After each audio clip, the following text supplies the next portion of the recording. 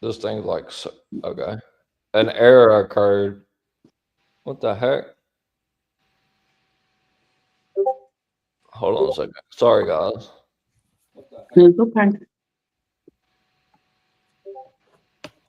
It says an error occurred. Zero. Is it Hold not on. letting you go live? It says I Oh can no, we're go live. We're live. live. We're live. Try We're live. refreshing the I can page. see it. Hello, everyone.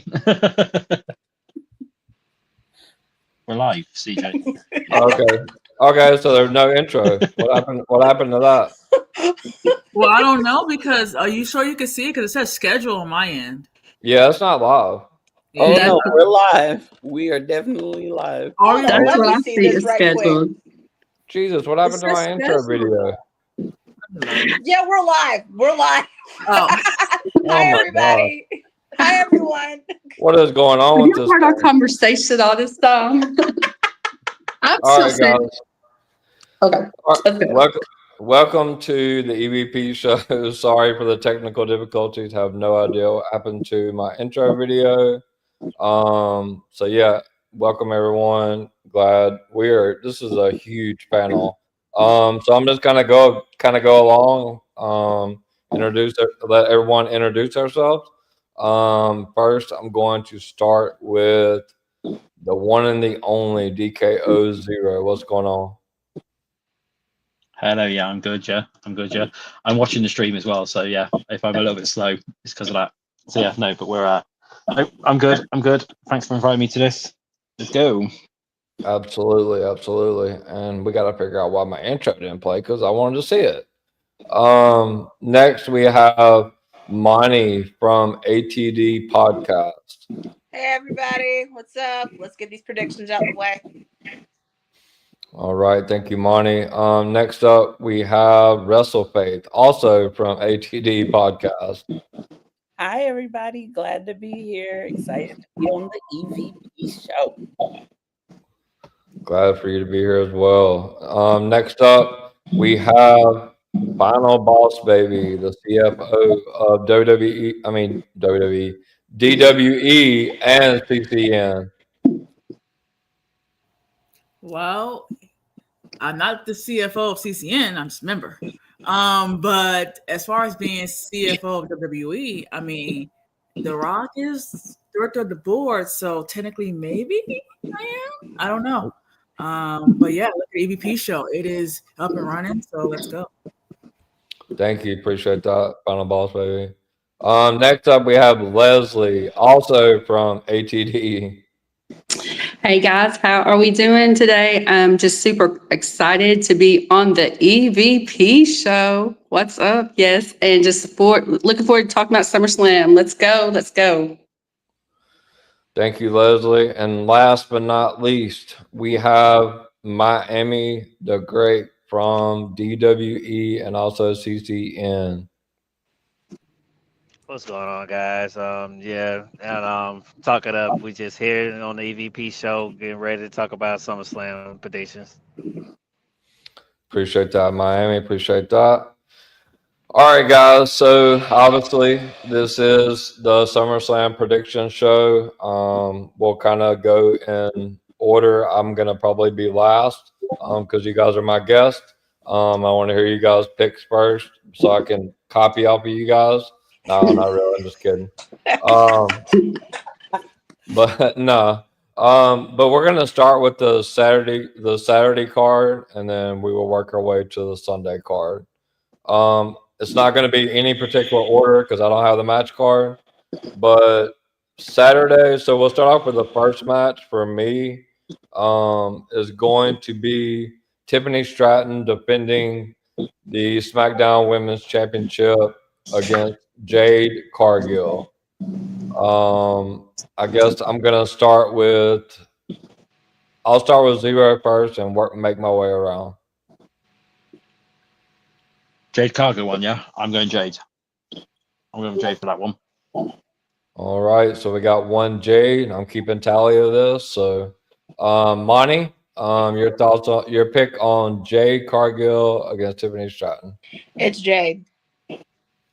All right, short and sweet and to the point. It's two Jades. All right, WrestleFaith. Who you got, Tiffany or Jade?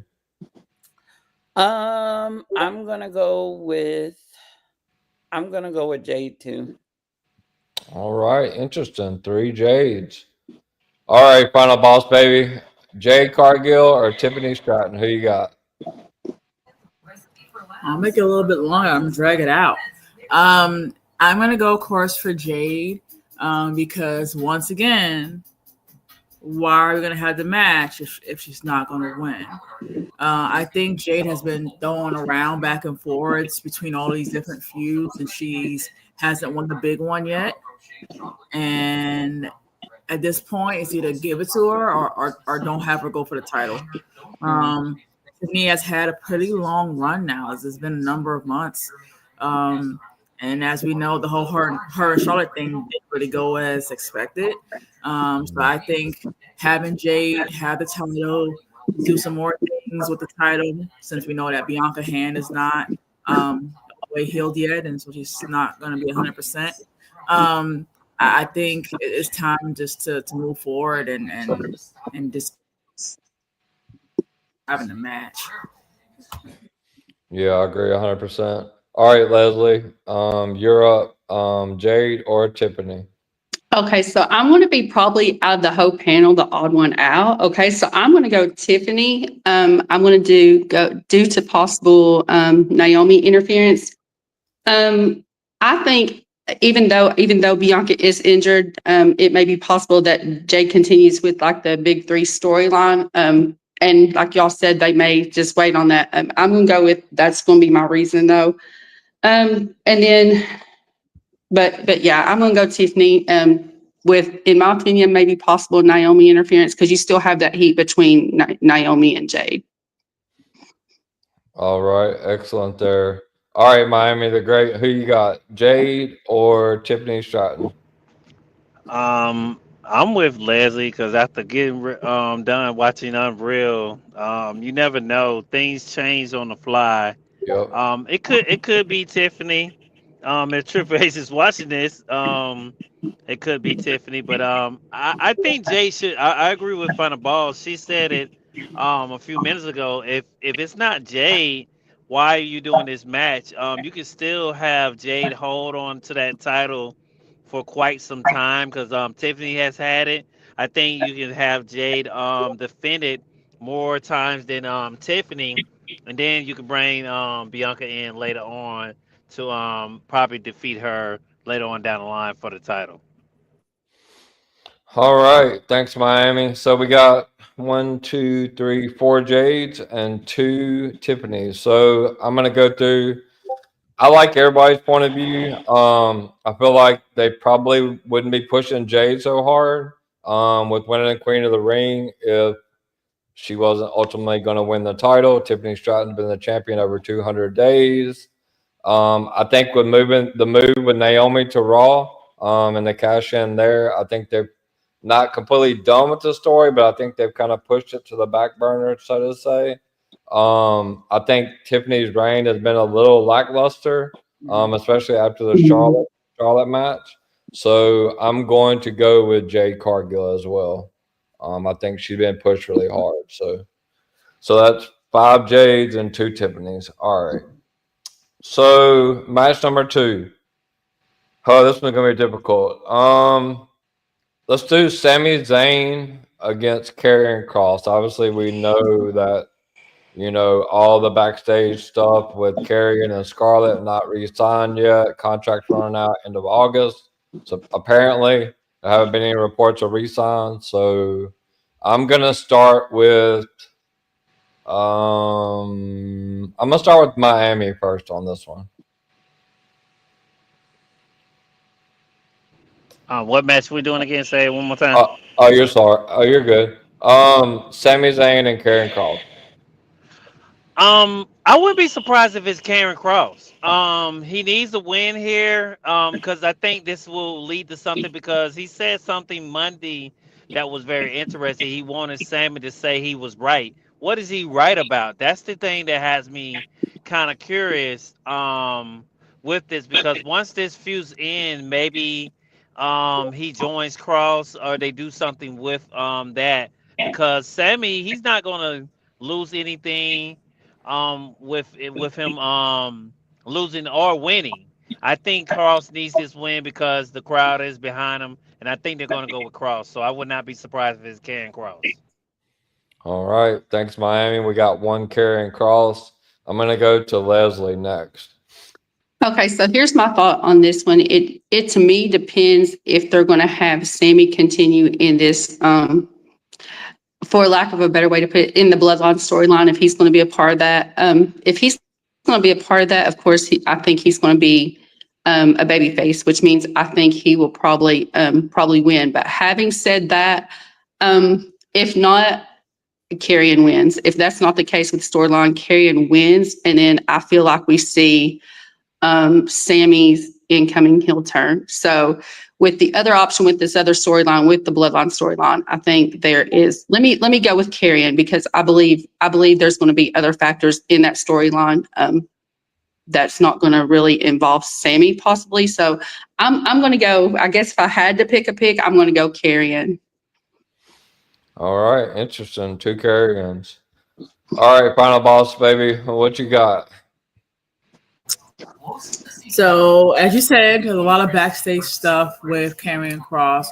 Remember the interview a few months ago, the work shoot. But we also recently heard about him and Scarlett have not re-signed.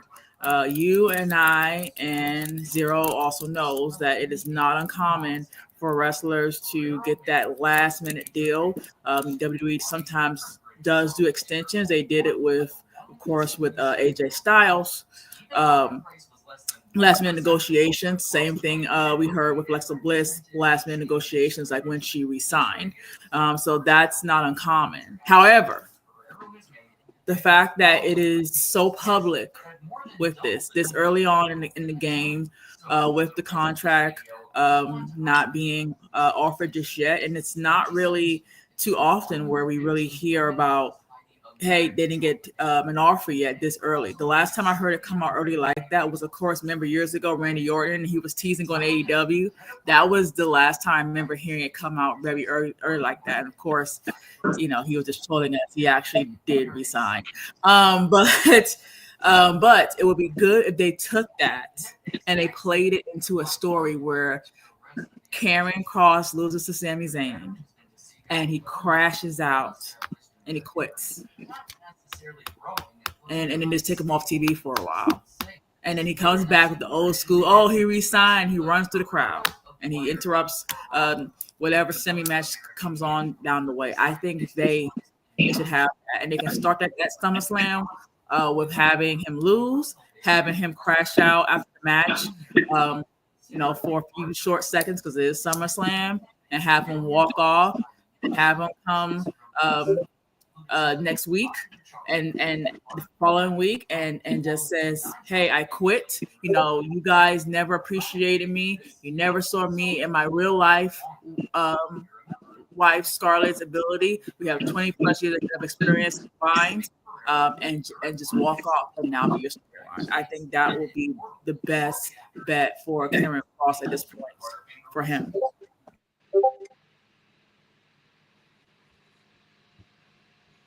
You're muted. Oh my God, I'm muted. So we got two carrying crosses. Hey Billy, much love. So yeah, two crosses and one Sammy. All right, Russell Page, you're up. Yeah, this feud, I'm gonna first say I am going with Cross, and let me say why. This feud between him and Sammy on Monday reminded me of a feud from years ago. It reminded me of Chris Jericho and Bray Wyatt, especially when Karrion interrupted Sammy during his interview. During that time that Bray Wyatt and Jericho were feuding, Bray did the same exact thing. Of course, he beat the mess out of Jericho while they were back there, but it just is giving me that kind of feel. We all know that there was at times wrestlers would say, especially like Daniel Bryan would say, the Fiend changes you, Bray Wyatt changes you. And I think that's what they're trying to kind of convey here is that Tyrion wants to change Sammy and make Sammy reveal who he truly is, who Tyrion thinks he truly is. And I saw a comment earlier. I think it was Mommy Mimi that said it. I want to see the Sammy heel turn. I wanted that heel turn the night that the Raw after Jay won the title. I thought they were going to do it then. But I also see where Leslie's coming from. If he is going to be a part of the bloodline story moving forward, obviously it's feeling like, looking like that the bloodline might be the babyface side of things or tweener side of things. However, even if Sammy does continue with the bloodline, I think he can still turn. So I think that if they are trying to keep Tyrion on the roster, and like Final Boss Baby said, that last minute deal comes through, I think they've really been testing Tyrion out with the audience, with how he is on TV. There were rumors about him not wanting to take bumps and things like that. I think he's an amazing talent, and so I'm picking Tyrion to win. All right, so since we have 3 Carrions and 1 Sammy. Monty, your thoughts? Okay, so I've been mulling over this for like a couple of days now. And honestly, I sat there and I thought about it and I thought about it. And it's obvious that Sammy the Snitch, as I call him, is going to turn. The question is, what is going to be that breaking point for him? He's going to turn and he's going to be opposition to the bloodline. So, in my opinion, him beating Karrion Kross, mind you, they are 1-1 and wins. Sammy beat Karrion, Karrion beat Sammy. This is the final one. So, in my opinion, if Sammy wins it, it's all the more reason for him to turn. So I'm going to go with Sammy the Snitch. Sammy for the match. Sammy's winning. All right, so thanks, Monty. We got 3 Cross, 2 Sammy, 0. What you got? Right, so I'm going to go Sammy for one reason. I don't know whether people have been noticing online. Basically, Carrion recently has been talking about being righteous and stuff, and like needing extra people there. Really, he's always been better as a faction. Obviously, when he was like with AOP and stuff. Now, the tag team, the Righteous, are actually now free agents, and they're teasing coming into WWE for a little bit. So I'm just wondering if Carrion loses and then comes back with that extra support now, and sort of like he then forms that faction again. Because like I said, to me he's better in a faction. And going on what other people have been saying is they played a storyline into this of him. He hasn't signed. Is he actually gone and stuff? When secretly he has signed, and they're just doing all this, and they've made it very public so that people can so people are starting talking about it and stuff, because that's what WWE want at the end of the day. They want you talking about things like that. So, all those teasers about, oh my God, he could go to AEW, or oh my God, he could show up in TNA or whatever. But, I can see Sammy winning, Carrion disappearing off TV for a couple of weeks, and then coming back with a new faction and do it that way. That's what I can see, really. For it. All right. So it looks like we're all knotted up for the EVP. Haven't been in this predicament before. But yeah, that was just a joke, kind of. But yeah, so I'm gonna break the tie. For me, I agree with everybody's point. I think that we even have a shirt, Triple H Love Trilogies. We say it week in, week out, day in, day out, month in, month out. It's a little worrisome that he hasn't re-signed or Scarlett. But Final Boss Baby kind of broke it down. Like we've seen Alexa Bliss, Certain superstars signed right at the end. But Sammy got the win in Saudi. Cross got the win on a Raw. I don't know. I don't think the WWE be dumb enough to let Cross and them walk, but I'm a little scared they may because he just hasn't been featured a lot on PLEs, and barely even on Raw. That's a backstage thing. So I'm gonna go with Sami Zayn as well. I think that until hear that he's been re-signed, I'm scared of it. So I'm gonna go with Sammy and break that tie. So four Sammy, three Cross. Oh, that was tough. So after the Saturday, I'll let Zero kind of run through the comments because there's like 6,000 of them. So I'm not gonna post all of them up there right now. Um, so the next match will be for, and this is one of my favorites. Obviously, you guys will know why. For the women's tag team championships, we have Judgment Day, Raquel Rodriguez and Roxanne defending against my queen, Ashley, Charlotte Flair, and Alexa Bliss. I love this. I love this match. Charlotte is so over right now because of Alexa. And I love that.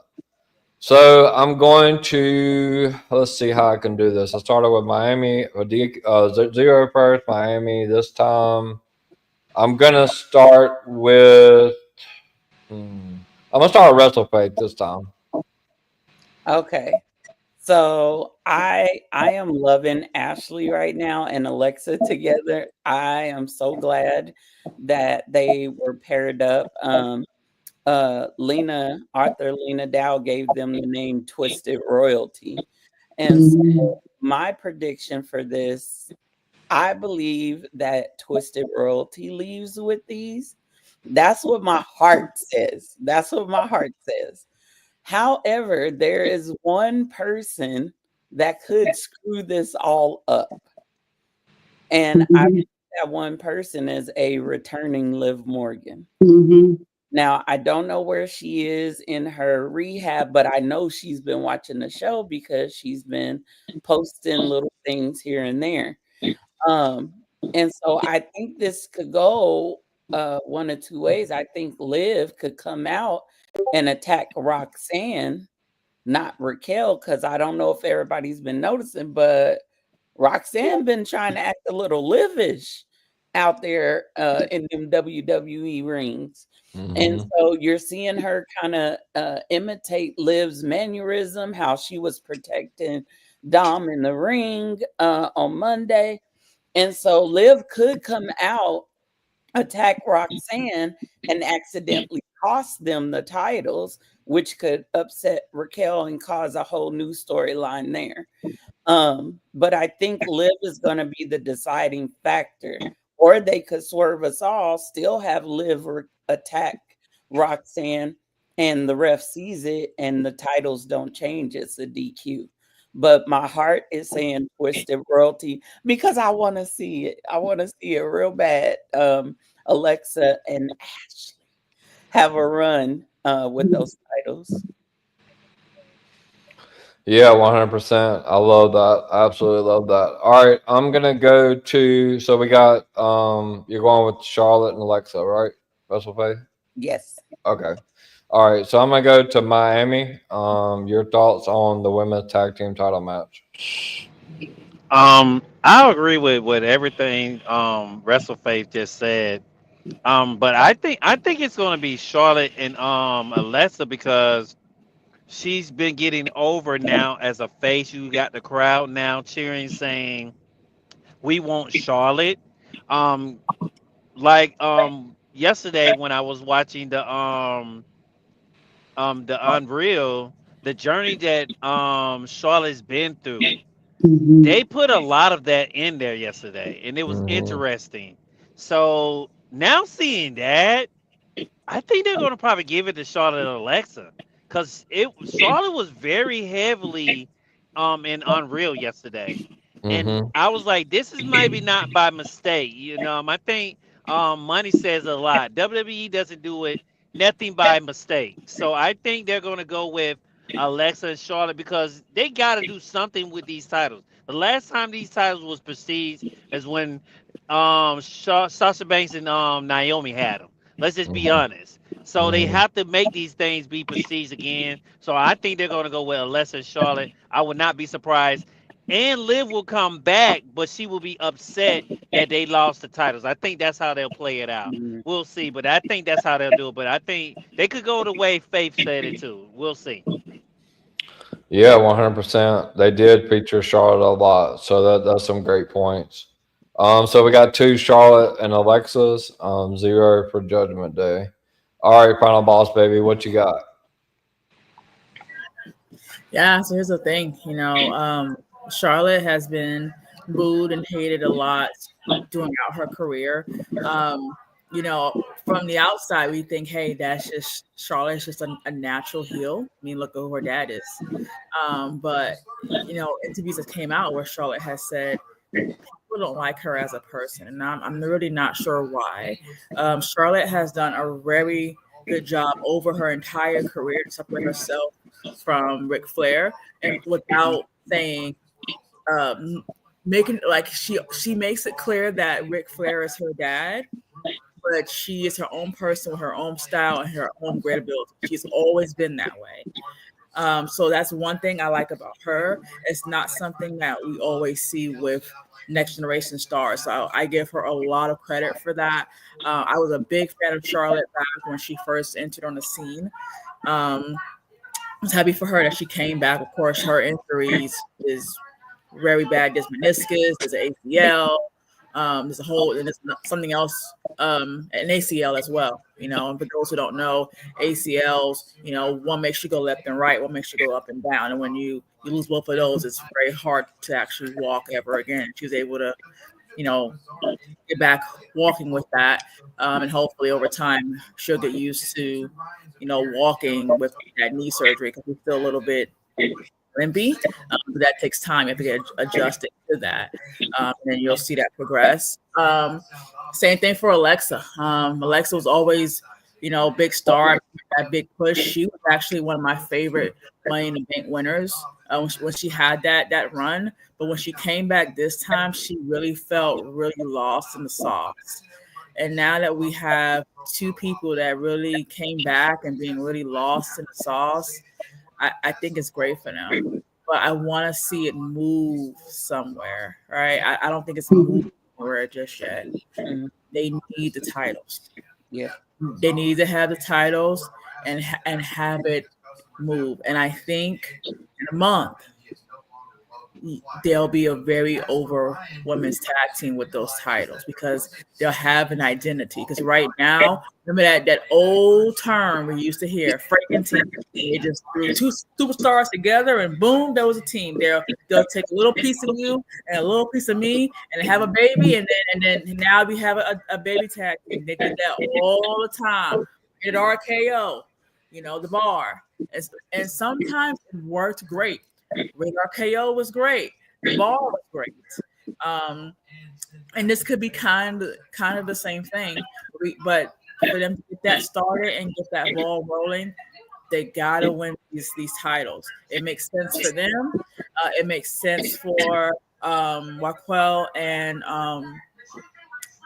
Roxanne because it's gonna further that distinction for whenever Liv comes back. Because remember, our estimated time was about 9 months, I believe. So we can start building that now because it has been about 2 months. So we can slowly start planting those seeds. So them winning those titles will put seeds in both for Charlotte and Alexa and for Judgment Day. And I think it will just all come together. Having them retain doesn't do anything for either one. One, if you had to retain, really, what you're gonna do with Charlotte and Alexa? Probably have dissension and probably break them up. So that's and then they're gonna do what? Where are they gonna go? Right.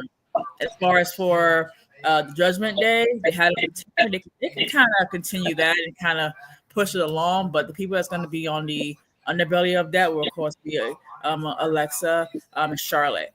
And people know how I feel about people who's hated. Charlotte was hated because people don't like her as a person for whatever reason that may be. I don't feel the same. It's like how a lot of people don't like Nikki Bella, and I feel very very differently. So I'm definitely in that boat. But yeah, again, I'm going for Alexa and Charlotte. They need this, and just they need it as well for their storyline. Yeah, all great points. I love everything about that. Zero. So we got three Charlotte, Alexa, no Judgment Day. Zero, your pick. I'm going to go for Alexa and Ashley. You've got to. You know, I had to do that. Sorry. Yeah, it's they're playing too much on the whole Friends storyline at the moment to not do it. Especially after the comments of like, we're not friends yet, but we might be after we win the title from Charlotte. They're playing on it too heavily to not put the titles on them. And as everyone else has been saying, I can see Liv as well coming back and costing them, even if she doesn't get, even if she doesn't get involved fully, she can come out and just be there. Or heck, you have Dom get involved. Dom comes out to try and help Roxanne somehow. You know, his new, how can I put it, conquest, and that, and yeah, and obviously he mucks up their match for him. That's probably the best way to go about it, really, if they're going to do anything. But no, that's who I can see for it.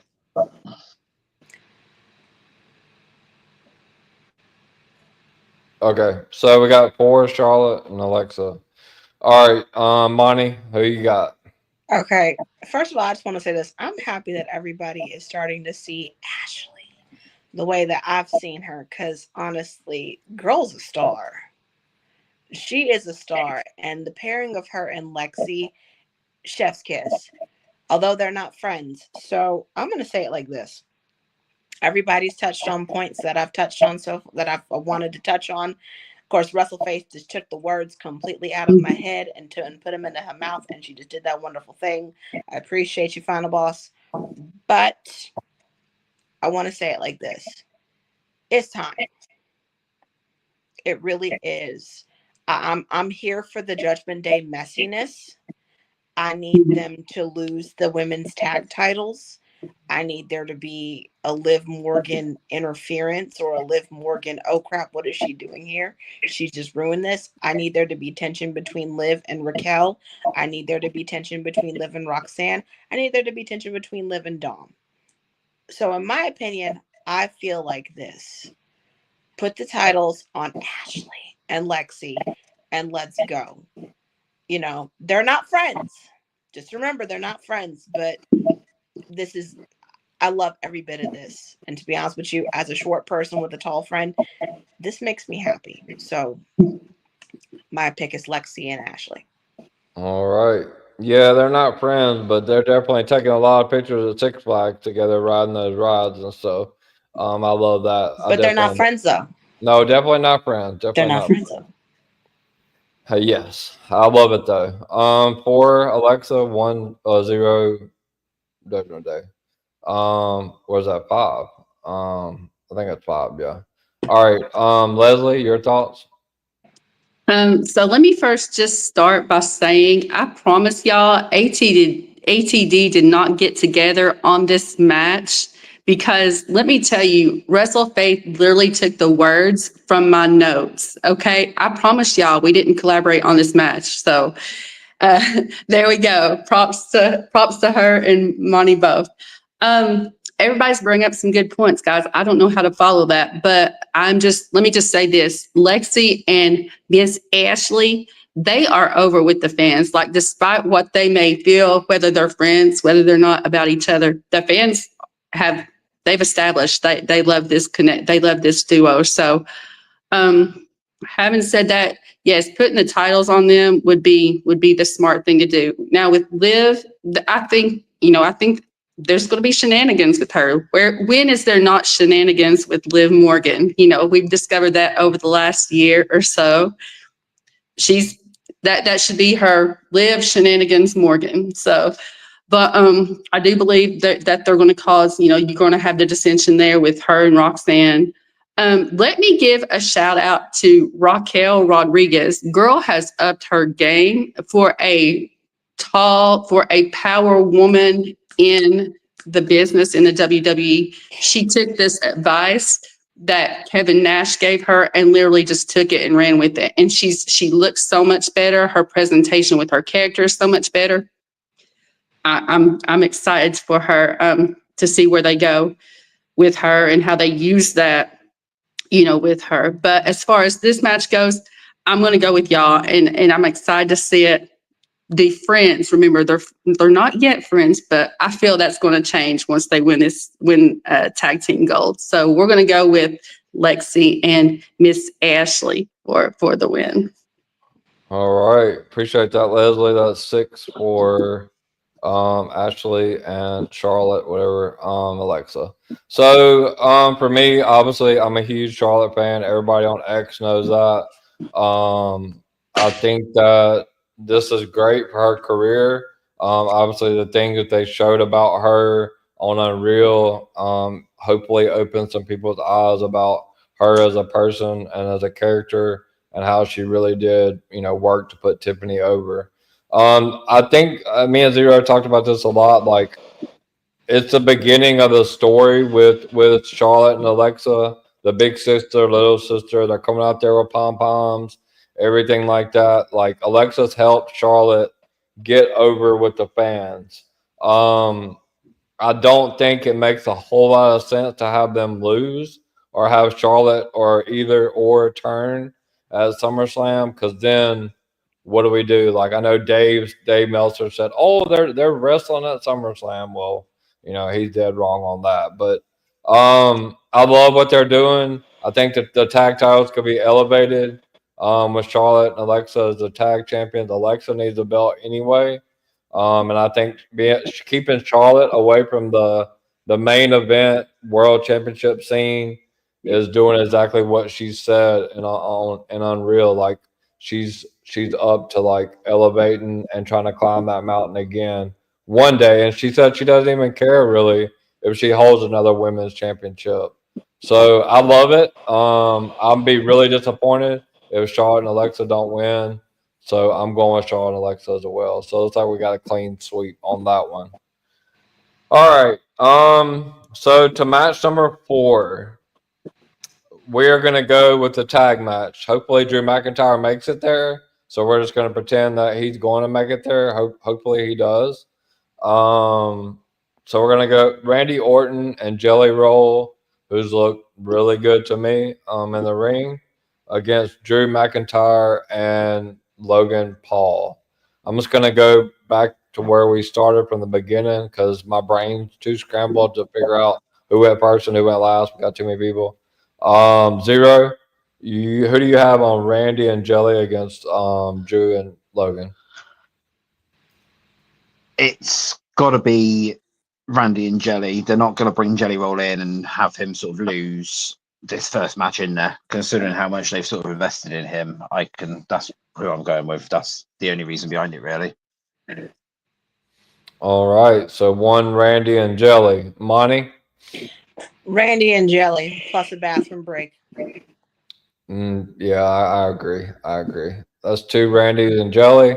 WrestleFace? You muted. You're on mute. I first want to say that I apologize for what I'm about to say. Uh-oh.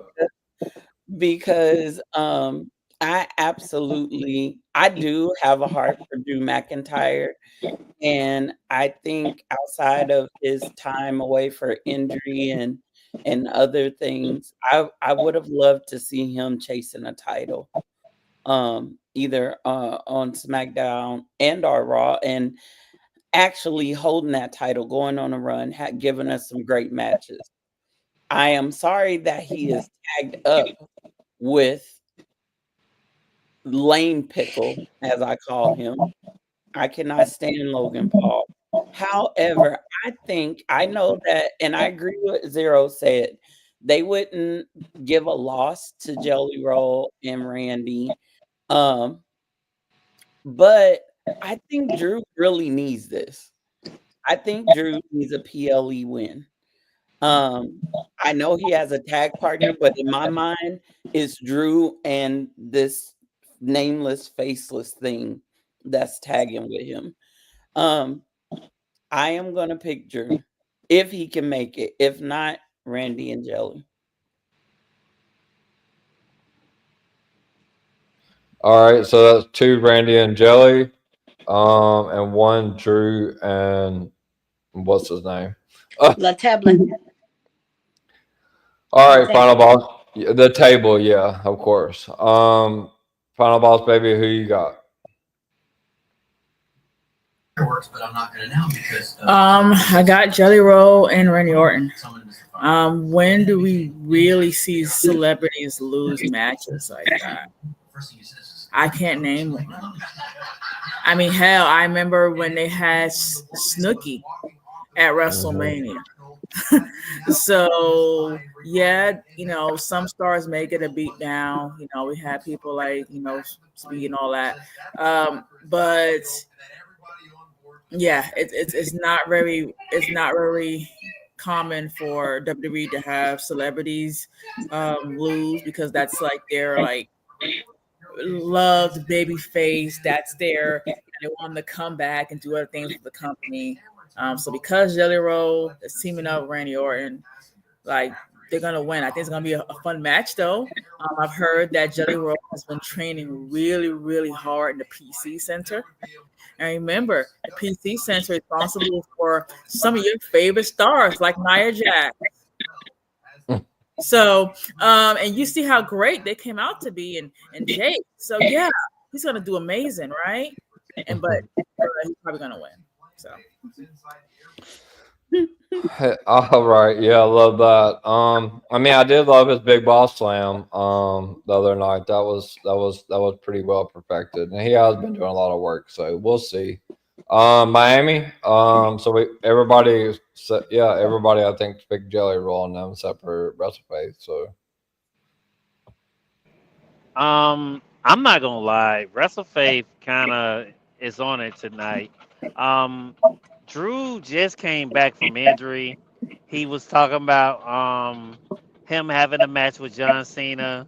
He was wanting to go for a title himself too.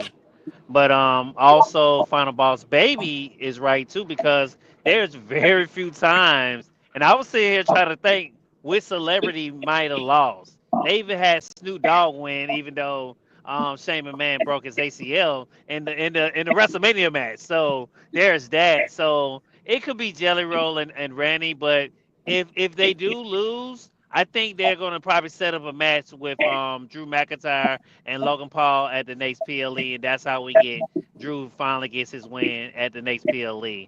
So maybe that's how they'll go. Cause I want Drew to win. It's time for him to start back getting his win and go for a title like Faith said. yeah, 100%. I agree.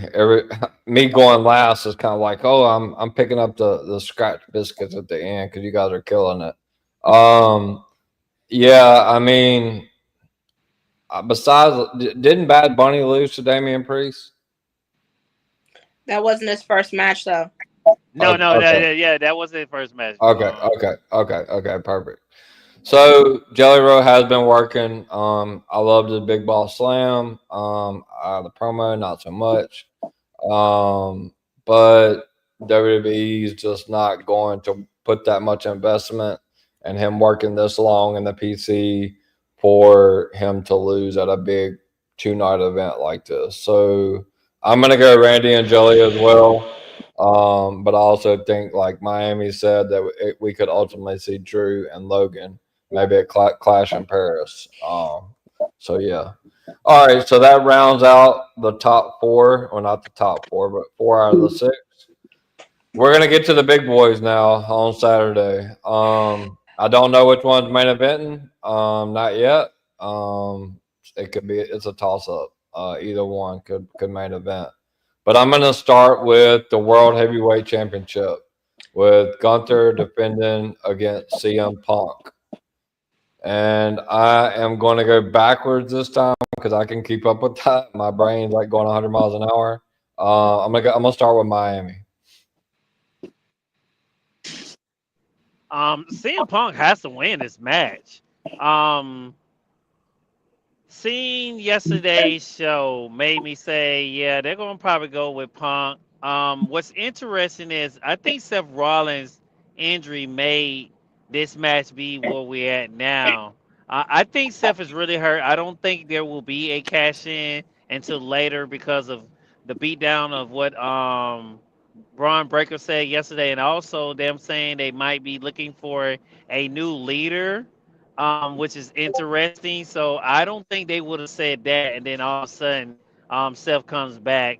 I think CM Punk wins, holds the title for quite some time, and Steph cashes in on him later on down the line, but not just yet. Maybe they'll do a CM Punk and Roman Reigns match, and they'll Seth will cash in on both of them because he doesn't like him. That's his character, and he'll just get his last laugh between both of those guys. I think that's the direction they may go. All right, thanks, Miami. All right, WrestleFaith, who you got? CM Punk or Gunther? Okay. My heart says Punk, but my head says Gunther. And I see Monty looking at me over there because I absolutely cannot stand Mr. Gooner. I can't stand him. I can't stand him. I can't stand his little haircut. I can't stand his no sock wearing self. I can't stand him. However, here's my problem with this match.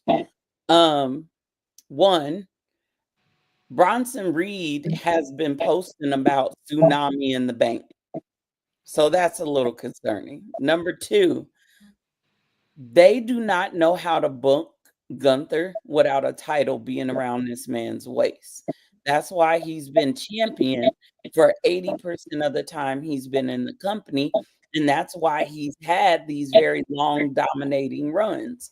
They do not know what to do with him without a title on. When he didn't have the title and he lost it to Jay, what did they do? They put him in a match with Pat McAfee. Now, I haven't said that. Pat McAfee, he did the work. He's been in the ring before. It was entertaining for what it was. But for the champion that they have built Gunther to be and how they have built him with this presence of dominance, to have him lose in the way he lost by tapping out and then put him into a match with Pat McAfee, that let me know they don't know what to do with him. And it also let me know they may be afraid to let him face. So I want Punk to win. I see those two possible variables. I don't know how anybody else other than self could do a cash in. I do piggyback off of what Miami was saying. Braun Breaker came out and said, we're looking for a leader. Well, Paul said that. And then Braun Breaker comes from the shadows like his ass Batman. Oh, I'm sorry, I said ass. He comes from the shadows like he's Batman, and he's like, which you now have. And my thought was, are you saying you are now the leader, or are you saying that you just got off the phone with the next leader? Because in that instance, I actually think it's gonna be Punk, but that's just something we've been playing around with. This one's tough for me. I don't have a lot of faith in the booking with Gunther. I want Punk to win, but I'm gonna go with Gunther. All right, there's a Gunther right there. All right, final boss baby, who you got? So yeah, really everything that WrestleFace said. They don't know how to book Gunther without a title. They purely don't. Because here's the thing about Gunther. I'm not a fan. Never was a fan. Especially not a fan now after what he did to my Goldberg. I don't know how I feel about Bill Goldberg. And Bill Goldberg was also hurt in that match. He broke his hand. He messed up for doing anyway. But the thing with Gunther, however you want to say his name. I like the idea of his character, right? Like I like the idea of the ring general. I do. Like it's a good idea for a gimmick. I like that. I like the idea of him coming out wearing a suit. I like that. But it's his delivery of the character of the gimmick, it just doesn't fit him. It's like they want him to be this character, but it's not fit for him. It's just not. Like it's like they had the character in their head somewhere. Same thing like they have for the famous character because they wanted like a Greek type of mythical character, and that's how Sheamus became, and he did very well in it. But for something like Gunther, I don't know. It he just can't. He can't do it. It's like, at what point does WWE have to look at Gunther and this character as the ring general and see, okay, it's been like forever now, and he still hasn't got it yet. It hasn't clicked yet.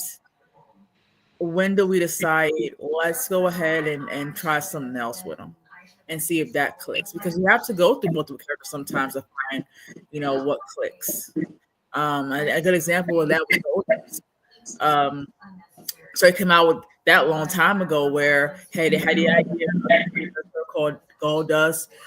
They didn't have Dustin really doing anything at the time, and he went up to Vince and said, hey, I want to be back, on TV, and he said, hey, I got this character for you. Well, Goldust. He said, yeah, I do it. He didn't really know much about the character. He kind of had an idea, but didn't really know what to do with it. And I forgot who explained it to him, but it was like, hey, this character is supposed to be very, like out the box. And he said a word. I forgot exactly what word it was, but it clicked. And he said once he heard that word, he knew exactly what they meant and how exactly to get that Goldust character over. And I think for Gunther, it hasn't clicked, or it's just not meant to click. But I do think, as far as the winner, I think that you're going to see Gunther win, and it's going to be a submission hold, and it's not going to be 1, 2, 3. It's just going to be CM Punk just basically not getting out of a submission hold, and they having to ring the bell. That's what it's going to end up being once again.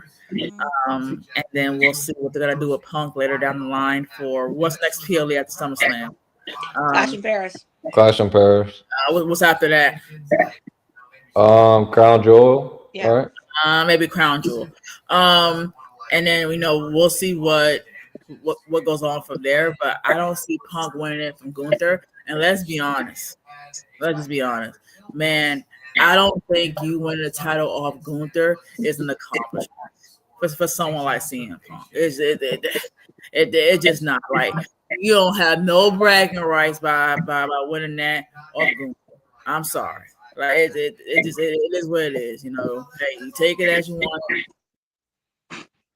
It is not from Gunther, and I think for this, just have to go ahead and win it and just move on fast. Like Raw is over. We don't want to hear about it no more. So hey, the best man won, and just move the hell on, and then that's it.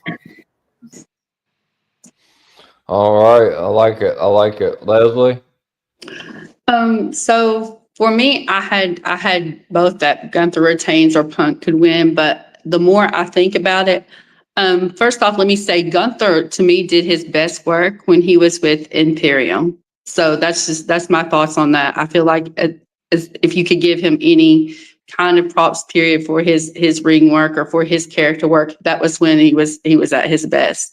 Having said that, back on this match, I'm going to go with a CM Punk win, and I think that is a possibility that he could take that and join the Paul Heyman's faction, like basically taking Seth's place. So you got to remember, Paul Heyman and CM Punk have this close relationship, like they're friends, and it's been a relationship that's lasted years in this business. And he's a Paul Heyman guy, so it would definitely be a good fit, in my opinion, with that faction. And what better way to get him into that spot than to have a title on him, have some gold on him? That would only make that faction look, they need something like, well, let me say they don't need more, but I guess, but a title with them, it would begin to establish them more and make them look stronger. As we will cover later, with that beatdown though, I don't want them to look much stronger. Having said that though, that's my thing. I'm gonna go Punk, and that's the reason why I feel like he's gonna get in that storyline with Heyman's new faction, with that new faction. All right, thank you, Leslie. Monty, what you thinking? Okay, so I'm hoping this match is the last match on the card that night because it's going to play into what I'm thinking. And that's going to tie into the match we're going to go to before this one. And that is CM Punk is the leader of the Vanguards of Destiny Thunderbots. I don't know what the hell they're calling themselves. But CM Punk is the leader. He has replaced Seth Rollins. He is the leader. I think that the Braun Brawns, as Roman has called them, the Braun Brawns are going to help CM Punk win and beat Gunther. I hear what everyone's saying about Gunther as a wrestler and as a talent. And the problem is, to me, I feel it's lost in translation. Walter is supposed to be this standard professional, that this is what he did before and evolved. This is ring comf. It's not translating to American audiences because we don't get it. But they put a title on him and it goes to crap, and they take a title off him and they don't know what to do with him. So in my opinion, take the title off of him, give him some time, let it breathe. If they're going to do something with dominance with him, have him be the one to end careers. You know, let him be the one to, he retired Goldberg. I'm sorry to my tag team partner for bringing that up. He retired Goldberg. Have him be the one to retire John Cena. If they're going to bring back Brock Lesnar, have him be the one to retire Brock Lesnar. Just let him be the career ender. Do something else with him other than slap a title on him, because he cannot carry it at all. That is it. I'm going to go with Uncle Phil to win. All right, thanks, Monty. Zero.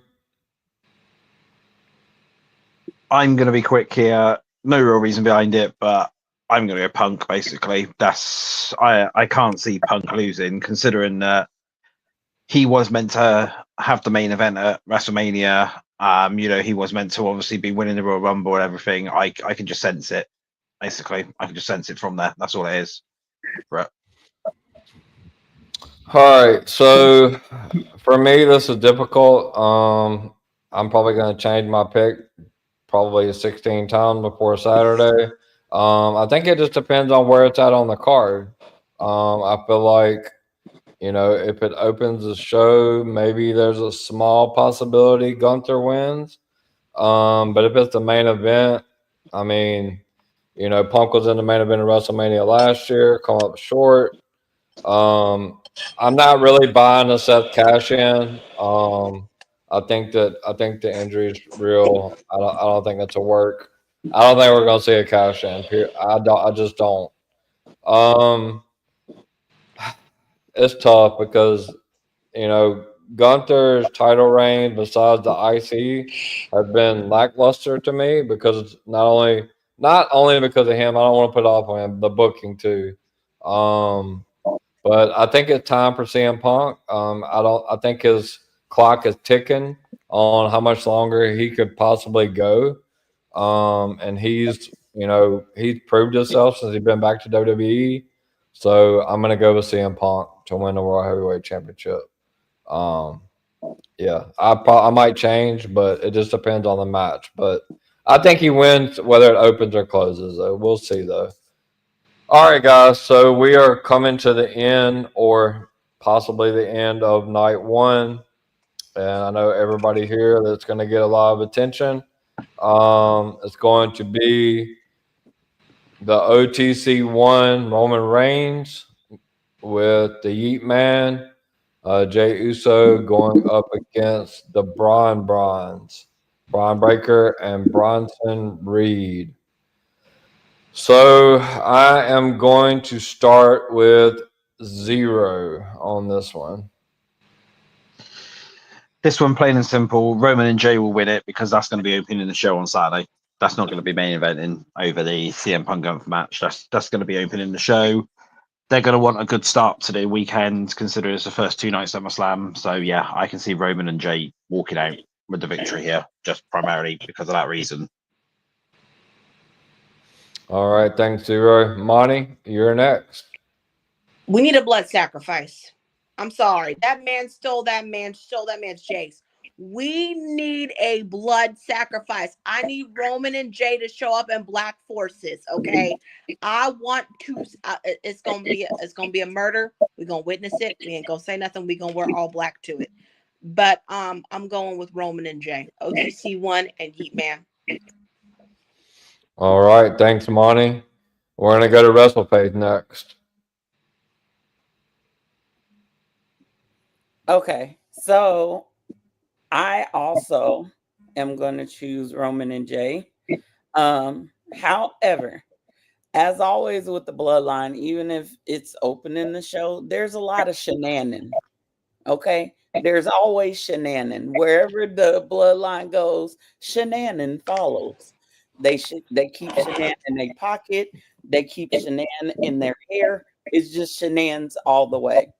But I do kind of want to point out something that Jay said to Paul on Monday that has me feeling like, and I know it's opening the show, and normally they don't. I can't remember if they will bring in new people during the opener of a show. I think it's mainly reserved for main event. I could be wrong. But Jason Paul on Monday, whatever happens tonight and on Saturday will be on you. Jay, one thing about Jay that I know, he never trusted Paul from the beginning. Mhm. Even back in Thunderdome era time, when he first linked back up with Roman after Jimmy was gone from his injury, he said, "Hey, what are you doing with Paul Lee? Can you trust him?" So Jay has always had that, I don't trust him. He rolled with it, one, because he had to. He had to fall in line. He had to trust, or he had to do what Roman said after he lost Hell in a Cell. Um, and so he did what Paul told him to do because the OTC wanted that. Um, However, I need to say this. Jay is not turning heel. I know everybody has been seeing everybody on the timeline talk, "Oh, Jay's turning heel. Look at him." He posted a picture of himself on Instagram the other day with the caption that says, "Feel that? Me too." People, let me help y'all understand what Jay is saying. What he's saying is, do you feel that rage coming back in him? Do you feel that crash out representing himself? You feel it? Oh, me too, Oos. I feel it. Yeet. So I don't see Jay turning here. I see him standing with his family as he's been doing, and I see him helping Roman. They being a good tag team. They know each other very well. So Mhm. I'm going with Jay and Roman. All right, thank you, WrestlePage. All right, everybody so far, Roman and Jay. Final boss, baby, are you there? Or okay, you are. You're next. Not, Yeah, not so, like, not like Goldberg, but you're next. no. I was doing the Alice Black thing, when he comes up. Oh, okay, I got you. I But love that. but yeah, it's definitely gonna be Roman and Jay.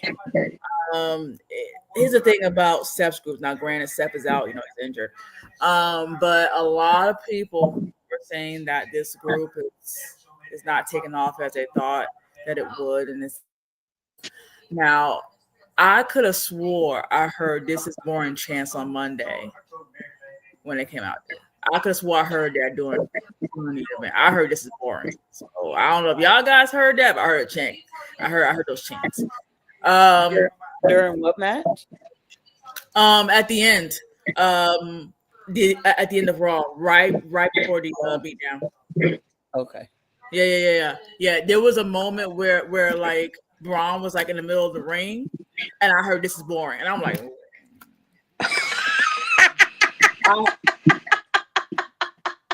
yep, I heard that. It ain't working, G. It ain't Yep. working. Yep, and it was it was before they took off all the shoes and everything. But yeah, I heard this is boring. I was like, and it was obvious. It was just them in the rain. So as I almost say, like it was. But yeah, now if Jay does turn heel, and I'm not saying that it's gonna happen, but I'm also not saying it can't happen. But if they're going to turn Jay heel, then they can't turn Cody heel, and they can't turn Cena like face. Well, they can turn Cena face, but they can't turn Cody heel. SummerSlam. I think that'd be too much. Now, I would think they can, if they really want to push it, they can hold off on the Cody heel turn for SummerSlam just yet. They can turn Jay. All they gotta do is have Jay super kick Roman, national heel turn. It's a very simple thing to do. But it's gonna give us that shock value. Yes, it's gonna give us that same shock value almost to what we got for Cena. But I don't think it fits Jay. You know, Jay is more known to be that yeet man. I think he's better as a babyface personally. But I think if they want that that shock moment, it's just a plain super kick to Dan Roman, and that's all his heel turn is really gonna be. If they wanted to do that, you know, give him a super kick, then they can come out. Well, I guess on Raw, because Roman kind of floats between Raw and SmackDown now. I guess that's a thing.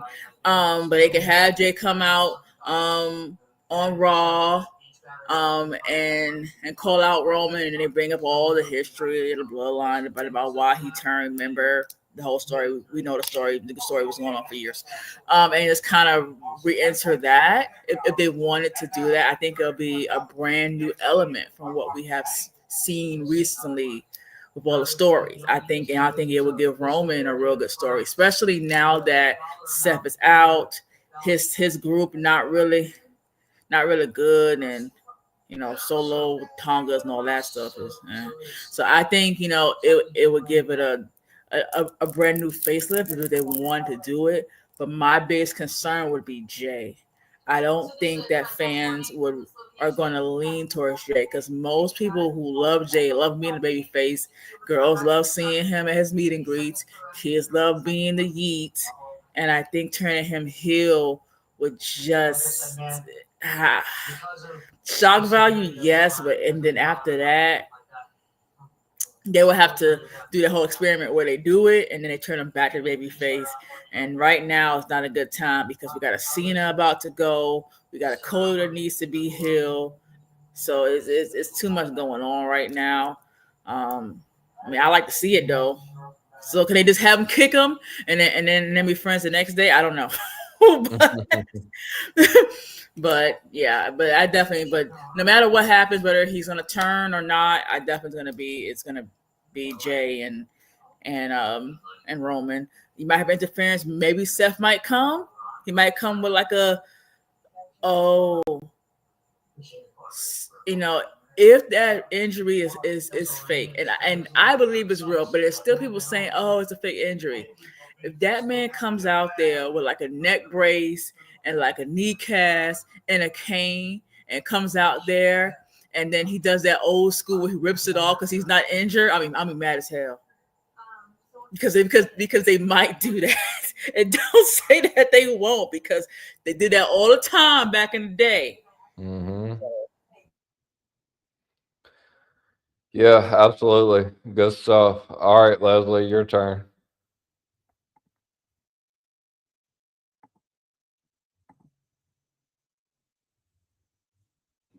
You're muted. You're muted.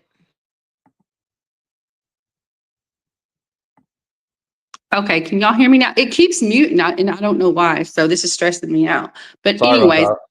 no, was it you? I'm sorry. Yeah, But yeah. Some people in the comments were saying they couldn't hear everyone. So I just put like people on mute if they wasn't talking or whatever. okay, cool. But anyways, no, like I was saying, after what happened on Monday, there is no, they're going to get payback for that. So I think, you got to have Roman and Jay win that. There's no other choice. Now, is there possible shenanigans again could happen? Yeah, but you gotta win after that, and just Roman and Jay. Roman and Jay. All right, appreciate that, Leslie. All right, Miami. Everybody's going Roman J. Roman J. What you got? It has to be Roman and Jay, especially after what happened on Monday. But I've been sitting here listening to the ladies, and they've been putting some thoughts in my mind. Wonder if Jay's the fucking damn leader. Wonder if that. I mean, wonder if Jay's the leader, because now, Final Boss Baby, this is your fault, because a long time ago you wanted Jay to join this group. Wonder if they do it now. I mean, because I'm trying to figure out after this match, what do we do with Roman? That's the main thing. Because now Seth is hurt. Who does Roman goes after? It's no one to go after. So wonder if No one. Jay. He'll just be with my Rock. But go ahead. I mean, well, if he's with The Rock, then hell, I'm cool with that. He's gonna still be healed. So no matter what, whichever way you want to go, but it will give that shock factor. But the only thing that worries me is it started off. Yes, Faith. I think they did do a match where someone debuted in the beginning. I think it was Jason Matelo when he came out of help. So Oh I don't know if yeah. that. I think that match kicked it off. I might be mistaken, but they could do something, because this is SummerSlam, guys. It's supposed to be the biggest night of summer, 2 night main events. What's going to have us talking, saying, "Oh my God, Jay just doing self group and turn on Roman"? I mean, I think the IWC will go crazy if they do that, but I don't think that will happen. I think I agree with Final Boss Baby. The Yeet is over. He's probably one of their biggest baby face. Sometimes I feel like he's more over than Cody, so I don't think they will turn him. So we'll see. But that would be a shock if Jay's the leader, because Braun Breaker did say he had a plan. Monty, you're muted. CJ, before you continue, can I say something right quick? Go ahead. Yeah. Okay, so I'm gonna throw something to Miami right quick and just see what he thinks about that. CM Punk's been mentioning The Rock a lot too, and he referenced him, by the way, on Monday. Yep. CM Punk is working with The Rock, in my Yep. opinion. And also, I do want to add this one thing. We haven't seen Lance yet. And can I say something real quick, CJ? Yeah, go ahead. Miami said, "What do you do with Roman after this match?" There was a part of me when Roman came back that thought maybe Jay would turn and be like, "Oh, now you want to come out and try to help me? Where were you when I had my title? Where were you when I was getting jumped?" I thought maybe Jay would turn on him that way. And I also thought maybe Jay was the plan B that Seth was talking about before he got hurt. Because I saw how Paul reacted when Jay would move and do things in the ring. But when it comes to what do you do with Roman after SummerSlam, there are a couple of receipts owed to Roman by quite a few people on the roster. And so I want to say this, being that I know and feel that Jay and Roman are winning on Saturday, I don't think Braun Breaker and Roman are done. So that could also be something that happens. Clash in Paris, Crown Jewel. We all know how, or although I don't think Roman's going to Australia. I forgot Crown Jewel's in Australia this year, but I think that's what else you could do with Roman after SummerSlam. All right, so I've heard everybody's take. You guys don't unfriend me or block me or not come on my show anymore. I'm gonna go against everybody else. Um, it's hard because I know that Braun and Bronson got, wrestling 101 says, if the heels, do what they do, stand tall basically on the go home, that 95% of the time they're not going to win at the PLE. But several people on this stream made an excellent point. What does Roman Reigns do next? Well, as of today or last I heard, he's scheduled for a big match at Clash in Paris. So do they have Roman and Jay win and make Braun and Seth and that faction look weak after they just look really strong Monday? So for me, I don't see the Jay Hill turn coming. It could. I mean, I'm not saying it's possible. Like, it's very possible. But I think that in order to build this, I don't think Brian Breaker Roman Reigns happens until WrestleMania. The author said I'm going to get spiked for my own show. I love it. All right, just spike me. So I think Roman Reigns is, he's the GOAT, but he's also at the stage where his family's elevated, and whether we like it or not, he's going to start elevating these younger talent, whether it's Brian Breaker, Bronson Reed. We don't like it, but that's just the wrestling business. Cena's going to do it after SummerSlam, so we'll get to that. But I think that I'm going to change probably before tomorrow when I do my other predictions. I'm going to go with Braun and Bronson. I think that's the only way that they can set up a Bronson Reed Roman Reigns match at Clash in Paris. I think that's a big match. I think that helps Bronson. That elevates him more to have a big money match against Roman Reigns at Clash in Paris. I just don't see how they could maneuver it with a Roman J win. But I think Roman Braun is ultimately a WrestleMania match. I don't think they're doing that at some small PLE. That is a big money match right there. And I think at that time, that's when Braun may be champion. He could possibly be champion by then. So I'm going to go against everybody on the whole stream, and I'm going to pick Brian Breaker and Bronson Reed. No hate.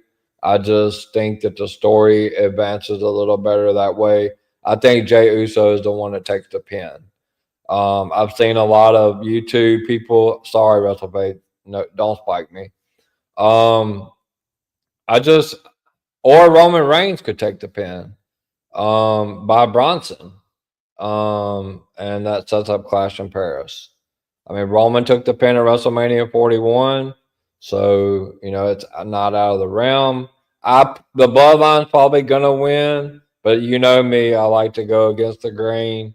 So as of today, at let's see, 6:34 Central Standard Time, I'm gonna go with Braun and the Bronze. I could change tomorrow, so. That's that. I'm the only one going with them. No yeet. I'm getting it. I'm getting cooked in the comments. I expected that, but hey, look, I have a Roman shirt on, so no spiking. All right, so this is a kind of intermission. Zero, if you want to kind of scroll quickly through the comments, and then we'll get to night two. Just before we go on, I actually wanted to throw something out there in relation to what we were just talking about, because I heard what everyone was saying. As Paul Heyman would say, well, I'm going to change it around now. This isn't a spoiler, but it's a prediction. I've done it the other way around. Everyone's going, what about if Jay turns? What about if this person joins Seth's faction and stuff like that? And they've obviously been saying about about a new member and that coming on in. There's one person who everyone's forgetting who has had their name mentioned recently. they're very close to Paul Heyman and everything like that, and it would give the ultimate shock factor, and it would line up to this big match at Clash in Paris. So what if we have the ultimate twist and Roman and Jay still win? Roman comes out on Raw, for example, afterwards, and he gets took out by a certain Mr. CM Punk to then set up a match at Clash in Paris, and it's revealed that Punk's actually the leader of Seth's group. Just putting it out there for everyone. Yeah, I like that. I thought you were about to say Brock there for a minute, but then, Now the second that music hits, yeah, everybody hit the decks. yeah, 100%. So, this is kind of intermission. There's so many comments, so we might as well just go on because I like. Yeah. There's so many comments. It's going to be a pain, so we might as well just go on basically. For Yeah. I'm thinking. All right, so we're gonna go to night 2. 6 matches as well. So we're gonna start off with the IC title. Dominic Mysterio defending against AJ Styles. Zero, I'm gonna start with you. I'm going to go, and this could be quite controversial, but I'm going to go for Dom Mysterio because he's been doing a lot of work in AAA recently, and I can see him showing up there as champion, and then they do like a champion versus champion match there or something. That's just the way we try to see it. So, unless they are going to put the title on Styles, because he has said he will be retiring in WWE sort of this year. Well, he doesn't think he's going to make it to Mania next year, but I'm standing strong with Dominic. I can see Dominic Mysterio walking out as champion still. Dirty Dom, I'm loving it. All right, Monty. I'm going to go with Dirty Dom too. I think that him and Finn is going to be the next match for the IC title. That's just my opinion. I think he's going to face the Demon. I love it. I love it. 2 Dirty Doms. WrestleFaith, can we follow the trend? No. Okay. Okay. I'm going on mute. Nope. And my tag partner Nessa, I hope you are not watching this and what I'm about to say, because I know your heart is for Papi Chulo. Here's my thing. The way that Roxanne's been moving lately with Dom, even though Dom came out today and did a thumbs down to her picture, she has been acting like Liv when Dom was with Rhea and Liv was coming after him. So I kind of feel like Roxanne may interfere to try to help and may mess up. And that could play into, I think it was Miami that said it, our final boss baby, when Liv comes back and nobody has the titles.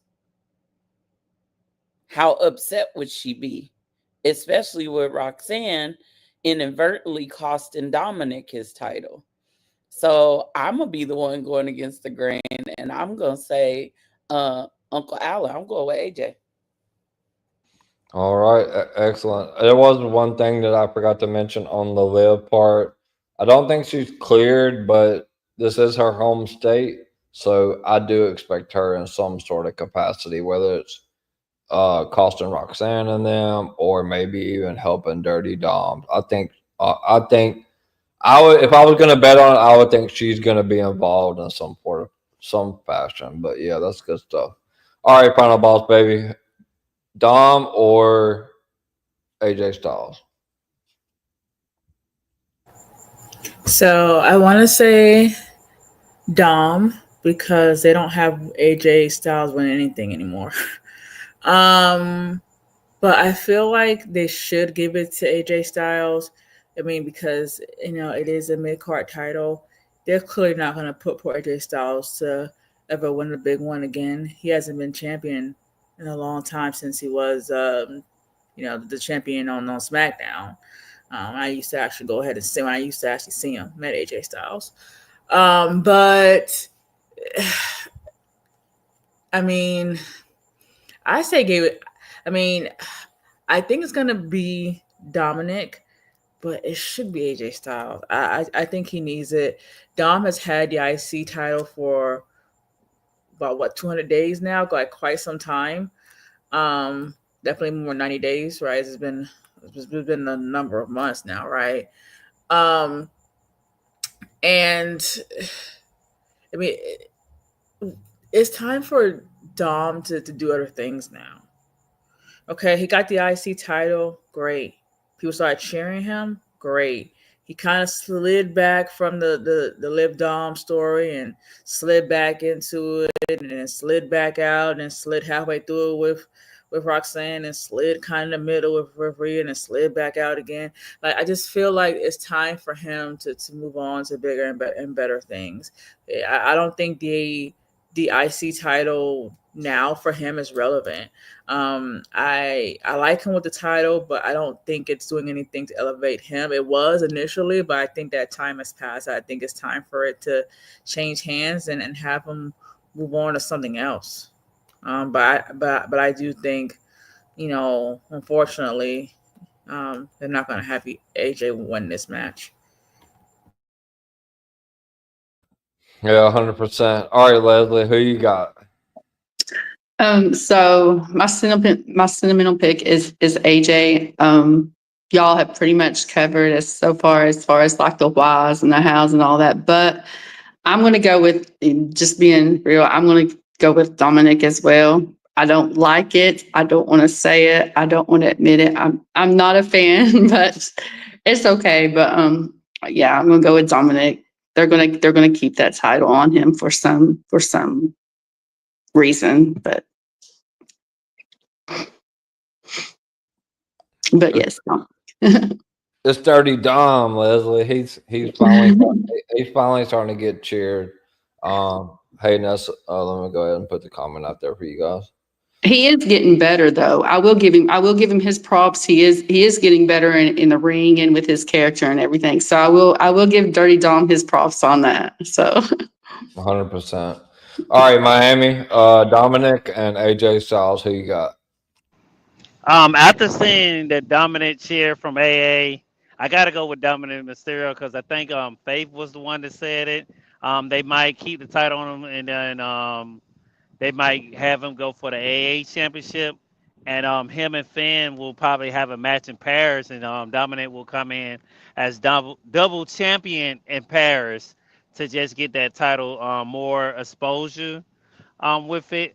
I want AJ to win too, but this will be a great match to get Dom over. I think someone said it earlier when it came. I think it was Charlotte, the Charlotte match, where someone said she got Tiffany over. I think this is what AJ was going to do for Dominic. I think Faith said it too. He had, I mean, no, Leslie, my bad, said he has got better, and this will show how good he's got because those cheers that he got at AA was crazy. They need to make Dominant a babyface like ASAP because man, they're missing some money opportunities. I don't know why Triple H won them back. Hell, I guess they're waiting for Liv, but we'll see. Hopefully, Liv does come back, and maybe we get a face turn on SummerSlam. But we'll see. But I got Dominant Mysterio.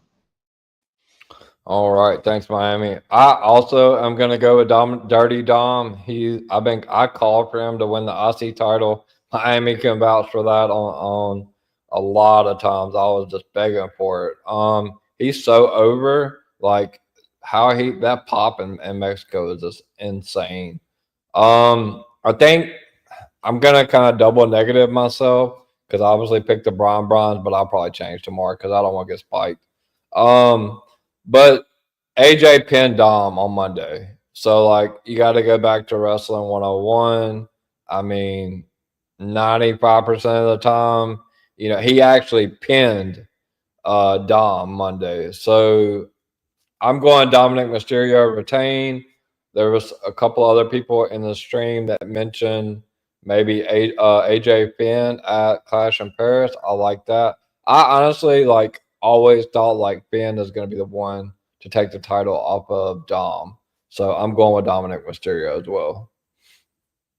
All right, so that was a 6-1. I think Russell Faith, you're on the island by yourself, but I was earlier, so it's okay.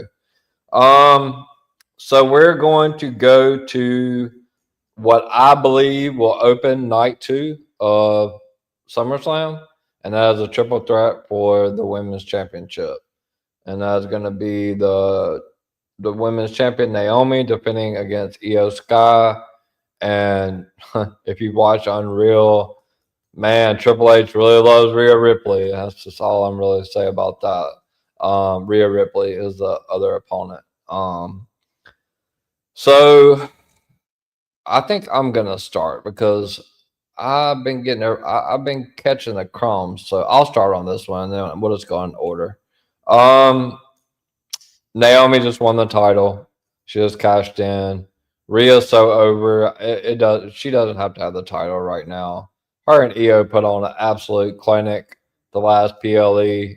One of the best women matches I've ever seen. But Naomi's gonna find a way, and I think it could be Bianca Belair that helps Naomi win at SummerSlam. She's due back around that time. So could we see a heel turn Bianca at SummerSlam who helps Naomi? I'm going with Naomi to retain. Zero? I'm going to go Stone Cold Steve Austin. I mean, sorry, Rhea Ripley. That's what he obviously called her. Yeah, I'm going to go Rhea for this one. I do hate to say it. I know there's a lot of Naomi fans in that in this stream, but I can't see Rhea not taking the win after all the comments and after how she's treated in the business. So yeah, I'm going for Stone Cold Rhea Ripley. Stone Cold Rhea Ripley. I think Io may eat the pin here. I don't think Rhea is gonna get pinned, but I we'll see. One Naomi, one Rhea. Monty, who you got? I'm gonna go with Naomi, and the reason why I'm gonna go with it, I'm gonna go with a different twist on it. I think Naya is gonna help Naomi retain. That's what I think, and I think that they could do Rhea and Naomi at Perth for Crown Jewel. Yeah, that's also a good one. So we got two Naomis and one Stone Cold Ripley. All right, so we're gonna go to WrestleFaith. Your thoughts? I hope that nickname does not stick. First off, I love Stone Cold. He's one of my top 5. I just pray that we don't start calling her real cold or Stone Cold Ripley. I can't do that.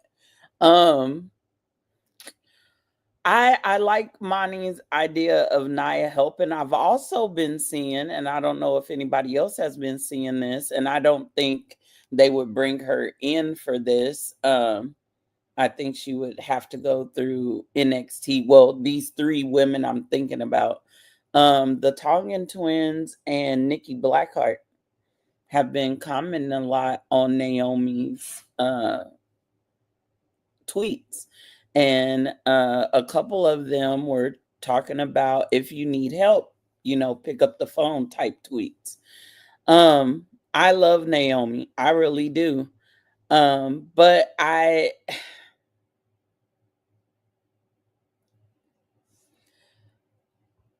have to go with logic on this, especially after Unreal. And I know this is her first title defense. I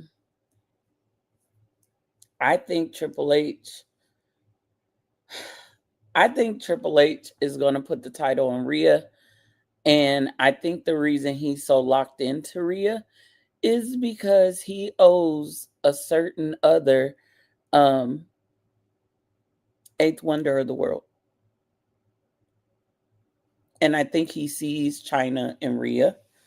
And I think it's a little bit more personal than just, oh, Rhea's great. Because the character they've built of her, it highly favors China. But that's just my opinion. Yeah, I'm gonna say that they give it to Rhea, but I do like Nia, or possibly because she's still under contract with WWE. We don't know. Tamina could pop up, and I would be okay with that because I love Tamina. I don't like how she was booked in things, but that could happen too. But right now, and I'm like you, CJ, I'll probably change my prediction after I eat something. I ain't ate today, so that might be why I'm picking crazy stuff. But I'm gonna go with Rhea. So we got two Naomi's and two Rheas. Also on that, they have really teased Naomi and Stephanie Bakor like hard, and she's challenging for the title at the next PLE. I just have no inkling of imagination that they're gonna do Rhea Ripley and Stephanie Bakor at Clash in Paris. That is a WrestleMania type match for me, so that's why I went with Naomi. Final boss, baby. It was 2-2. Let's see what you got. Well, so first off, when it comes to Rhea, I love her entrance. I love her theme song, especially that they have the man singing it and then not the female. I love her entrance. I love her look. Personally, she look a whole lot better wearing her gimmick stuff than she does without it. Sorry, but her in ring is to be desired. She takes about 2 years to set up that riptide, like every single time, whether it be in the ring or whether it be at like a Home Depot. It took them 2 hours to do it, which I get it, because that move, if it's not done right and the opponent doesn't tuck themselves in, it can be like a career-ending type of land. So I get that. Like the setup has to be like perfect. It's kind of like a power driver or a tombstone. That if one thing goes wrong, it can be pretty nasty. So I get that. However, I feel like it's probably gonna be Rhea that wins, but it is Rhea, and you know how Rhea can be, and she's probably gonna injure somebody again, and they're probably gonna have to change the outcome of the match again. So,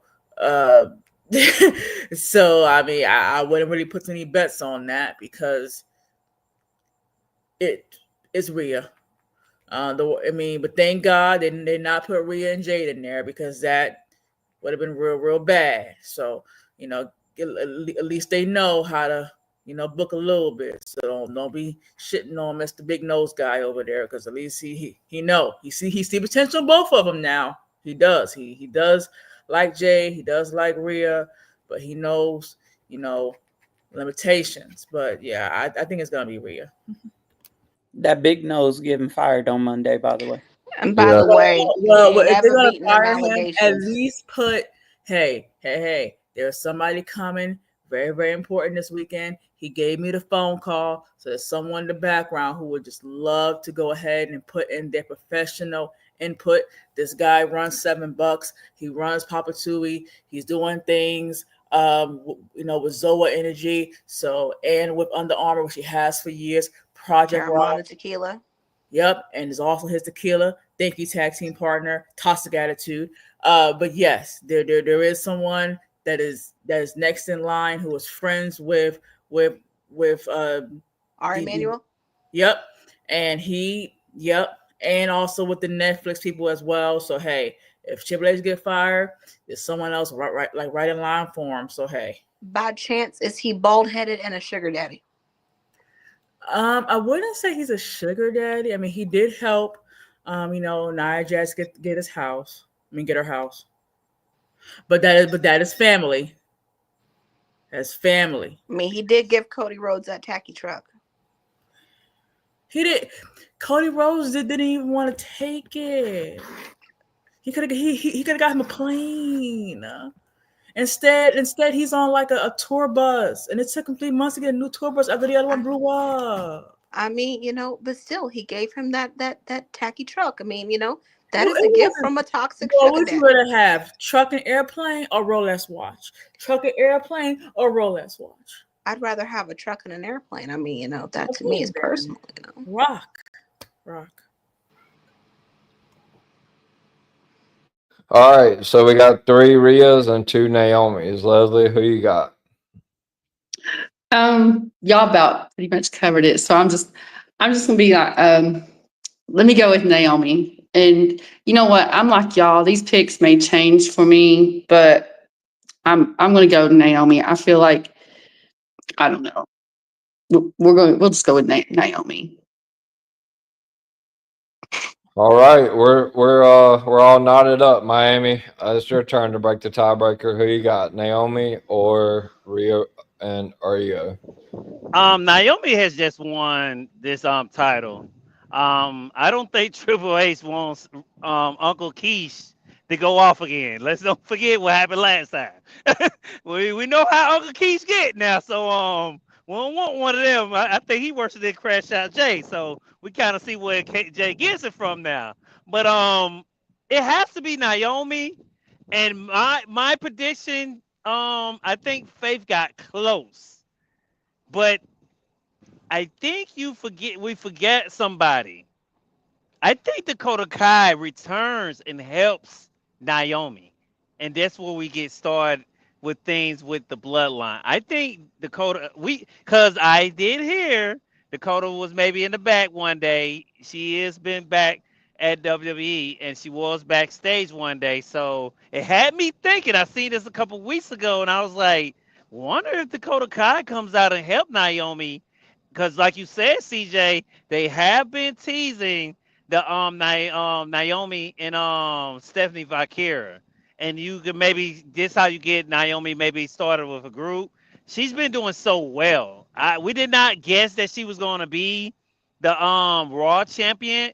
So they have to do something with her. We just can't drop the title the next PLE because Uncle Keith is not gonna like that. And well, I'm gonna tune in real quick on that podcast if Naomi loses this title. I agree. I agree. So that's four and Dakota Kai. Yeah, that makes sense. Um, I would like to see her back in WWE, or if not, I could see her in TNA. Maybe in the Knockouts division over there. I think she'd be great. But yeah, coming back to WWE would be great. So that's 4-3 Naomi. So we are moving on. Oh, this is a mouthful right here. So we have a TLC match, which EVP posted about 13 hours early before they announced it. Wyatt Six versus Andrade, or defending against Andrade and Ray Phoenix, Mercy Machine Guns, Street Profits, DIY, Fraxium, in a TLC match. Zero, who do you have? This is a tough one for me. I want to say the Wyatts, but I don't know. I've just got that niggling feeling there that it's going to be someone like the Profits. It's a difficult one. This one is, and I'm not 100% sure on who I want to pick. So for now, I'm just going to say the Profits, but it could also be the Wyatts as well. Thanks, Zero. So that's one for the Wyatts. Monty, who do you got? Okay, so first of all, let me just say this right now. I am so happy that we have the SmackDown tag team titles being defended on a Big 4 PLE. Thank you so much. Can we please keep doing that with the tag titles? Because we only see them on Raw and SmackDown. I appreciate it. Thank you. I'm going to go with the Wyatts. I think that through some magical chicanery, I think that they're going to retain.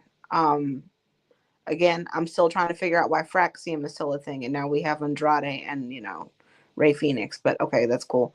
But I think that the Wyatts are going to retain. All right, so that's two Wyatts. Russell Faith, who you got? I kind of am in the same mindset with Zero. I don't think DIY is gonna get it. I don't see Andrade and Ray. I'm praying and hoping we get the Lucha Brothers at some point in WWE after they've had maybe a singles run. I'm not feeling the why it's not working for me. I really wanted to. I was super excited with their debut. It was presented well. I don't know. I I'm gonna say the Street Profits, but I'm also say this. Um, and I don't know how far out his return is, but could we see a I'm always the devil's advocate. I don't know why I'm like this. I'm always like, oh, it's an interference. Um, could there be? Well, actually, it could happen on SmackDown. I'm thinking about Tama Tonga and Mani Shayla, our tribal chief Tongaloa. What if they somehow came back and got into this match as the Gorillas of Destiny? We've been waiting for them, but it could happen after SmackDown. But I'm gonna go with Street Profits. All right, that's an oddball pick right there. Final boss baby. Who do you have in the TLC match?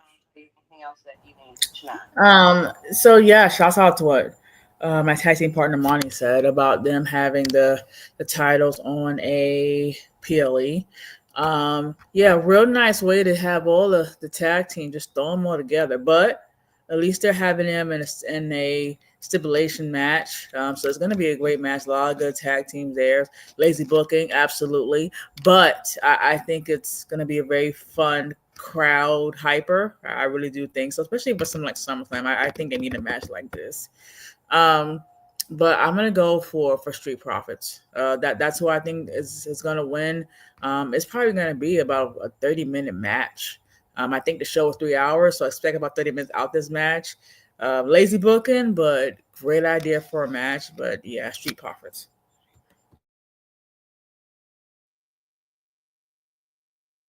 That has been too long, and you guys are just sitting. All right, Leslie, your go. Let you know before the next round that we. So we got to remember this is a TLC match. And so this is a very physical match to begin with. And you're going to have all these bodies in this match. So you're going to have to be able to, if we're being realistic, you're going to have to be able to be physical. You're going to have to be able to survive this. And basically, yes, for survivals to even, to get that pin or whatever. But anyways, my point being, yes, you got to look at the type of match it is. So I'm going to actually go with the Wyatts retaining. Like my sentimental pick would be the Profits, but considering the type of match it is, and that's not saying that they can't handle like the physicality of this match or anything like that, because Tez and Dawkins are awesome, okay? But I'm just from what I'm seeing on paper, I'm going to go with the Wyatts. I'm going to go with them retaining. And yes, it's good to see the tag team titles on a PLE, let alone one of the big four. So I'm happy about that too. But so my pick is Wyatt 6. All right, thank you, Leslie. Miami, who you got? This one right here was a hard one for me because it seems like they are getting behind Andrade and Ray Phoenix. I think someone said it earlier that they want the Phoenix brothers to get back together. I think they will probably do that later down the line. I do like that idea where someone said maybe they throw another tag team into this. Um, um, Gorillas of Destiny will be cool because they have done that before. I don't know if you ladies remember when they did it at WrestleMania when New Day was acting like they was about to join that tag team match. Matter of fact, I think that was a ladder match, if I'm not mistaken, and the Hardys came out. It was a What ladder match. Yeah, so they could do that here because they're going to try to make this SummerSlam feel very WrestleMania esque. So I like that idea. I think Faith was the one that said it. I would not be surprised. So if they do that, I'm going with Gorillas of Destiny because that means Solo Team will have all to go, most of them. So if not, I think the Wyatts retain. But a part of me is saying Street Profits. I have to see Friday. I'm with you guys. My pick may change after Friday, but we'll see. I got Wise for right now. All right, yeah, this is a tough one for me as well. I think I'm gonna go with Ray Phoenix and Andrade. They have been getting a huge push. I love the Wyatts, so I may change to them, but as of now, I'm gonna go with Ray Phoenix and Andrade. So yeah, we had a couple of different picks in that one. CJ, can I say something real quick? What's up? If the Profits are not going to win, can we break them up and let Tez and Dawkins go on single runs, please? That would be nice. That is all. I agree. need you guys to understand that What, you will. All right. one thing I wanted to bring up as well, just quickly, if they did bring back the Gorillas of Destiny, I dread to think how botchy Tongaloa is going to be with a ladder in his hand. Oh my god, that's going to be horrendous. He botches his own entrance and stuff like that at the moment, so him with a ladder is going to be horrendous. That You know what? I yeah, would but love. it'll be Hold on, funny. Zero. I thought you would be behind Tungaloa, your tribal chief now, cause I would that love to you. see I that. mean, He is. he'll put you. He'll say for instance he go for a wrong title or something like that. They probably do something like that. Yeah, I would he love is. to see it. I am behind him, but I know how botchy he is. So, I mean, he'll still win the match and stuff, and he's still going to win every single championship in the business and the Money in the Bank, at one point at the same time. But including all the women's championships at the same time as well. And he is And still going to be the tribal chief. don't forget But Zero. He's going yeah, to main event WrestleMania with Nikki Bella. yeah, he's going to main event WrestleMania with Nikki Bella as well. We can see happening. Who said Nikki Bella? But no, it's just. We did on it. But yeah, no, but we can. But no, I just dread to think what Tongaloa is going to be like with a ladder, and that's all I can just sense. Is just I just can't. I don't know. I don't know. But no, I would love to see it because it'd be funny. But no, I just yeah. It'd be like the R-Truth segment where R-Truth came out in the Royal Rumble and put a ladder out there, and I can see him like trying to jump from outside the ring or something to try and get the titles just for the hell of it. That'd be what it'd be. But no, that's what I wanted to see. Yeah, we tries to pin somebody in the ladder match. Yeah, I can see that happening. But no, he's always still going to be the tribal chief, and he's still going to win every single title underneath the belt. But yeah. All right. So we're going to move on to the next match, which is going to be Becky Lynch defending the Women's Intercontinental Championship against Lyra Valkyria. I'm going to start with Miami on this one. I would not be surprised if they give it back to Valkyria. Um, Becky has done a lot with this. Maybe Bailey comes out and joins Valkyria because they might do a swerve on this one because we thinking that Becky might turn heel on. Bailey may turn heel on Valkyria, but it might be the opposite way around. So I got Valkyria winning back her title and joining up with Bailey, and they start a group. All right. Thank you, Miami. We're going to go to WrestleFaith. Okay.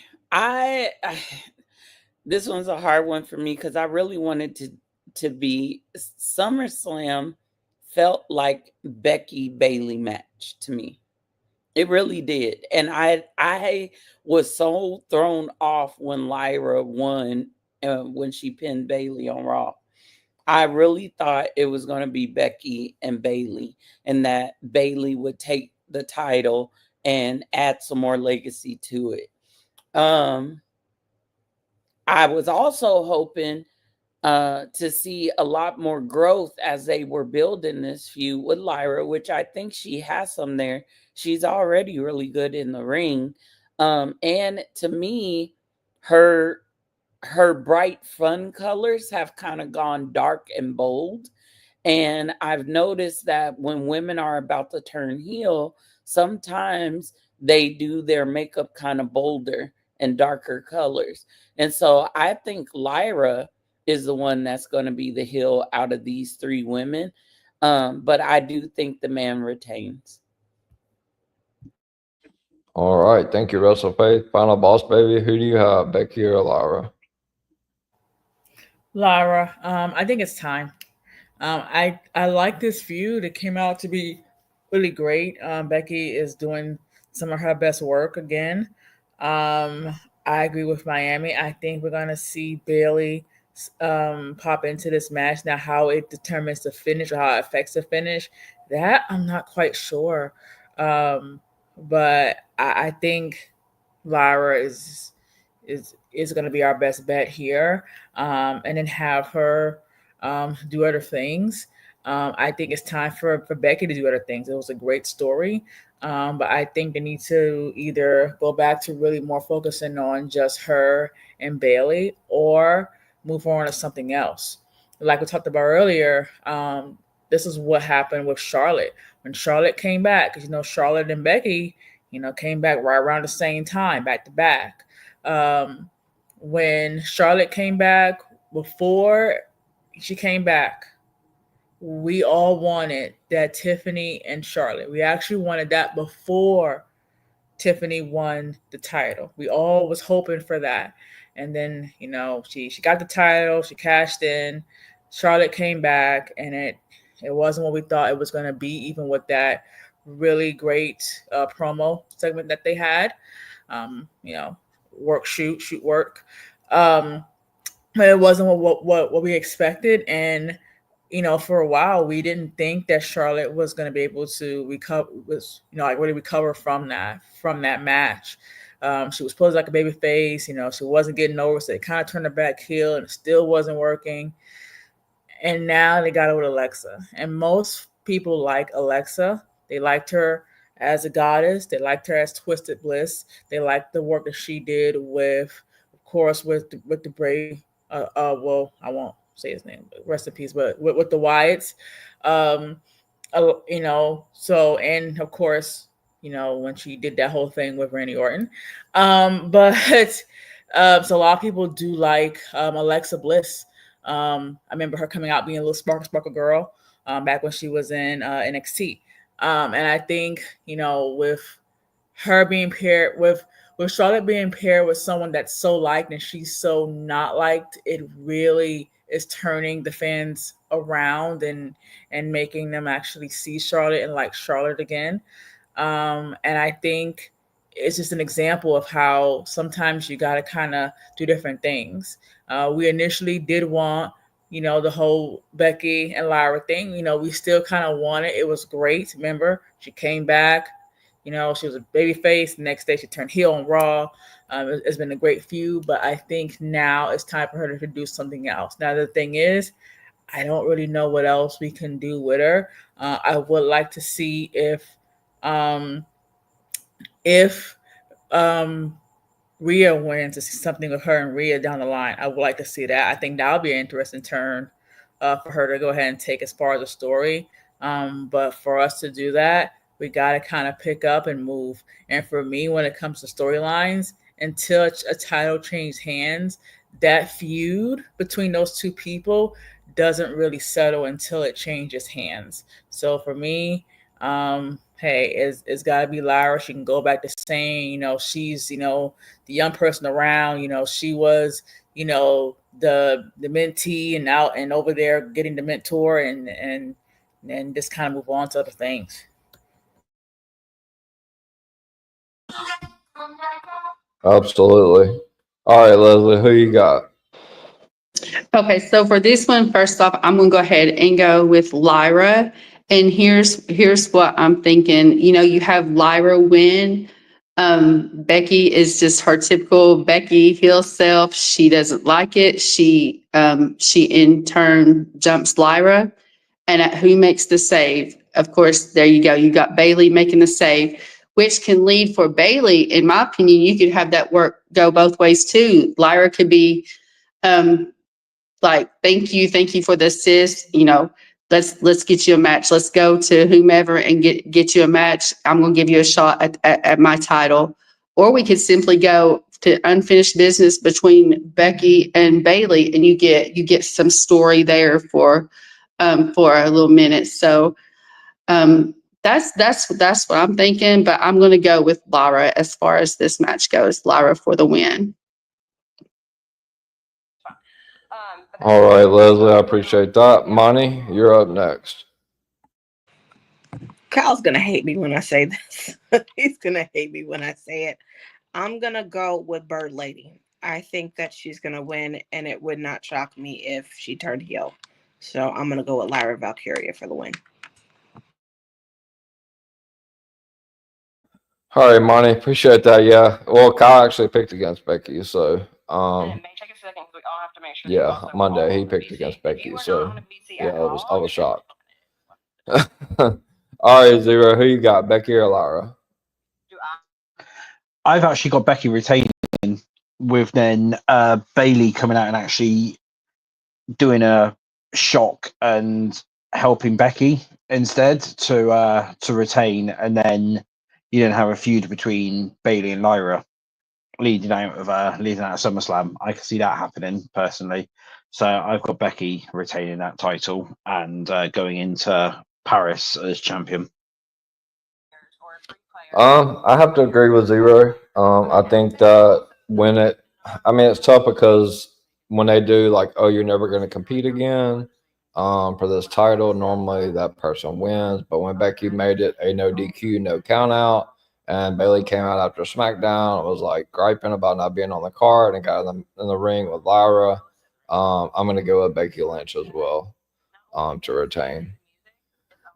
All right, so that was a pretty good mix up there. We're gonna go next with Solo Dakota defending the U.S. title against Jacob Fatu in a steel cage. Zero, I'm gonna start with you.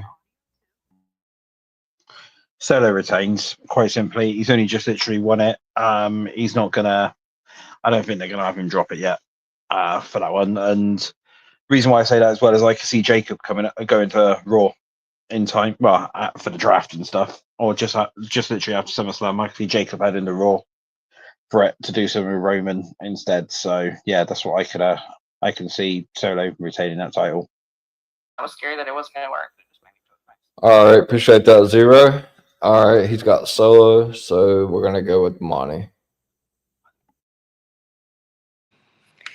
I'm going to say Solo retains, and I'm going to say this. I think that Tama Tonga shows up and he costs Jacob the match, and that's how Solo retains. I do get the same feeling that Jacob and Jimmy are going to Raw on Monday, and they're going to be a part of this new faction, as I like to call it, Ultra Mega Bloodline. So I think that Solo retains.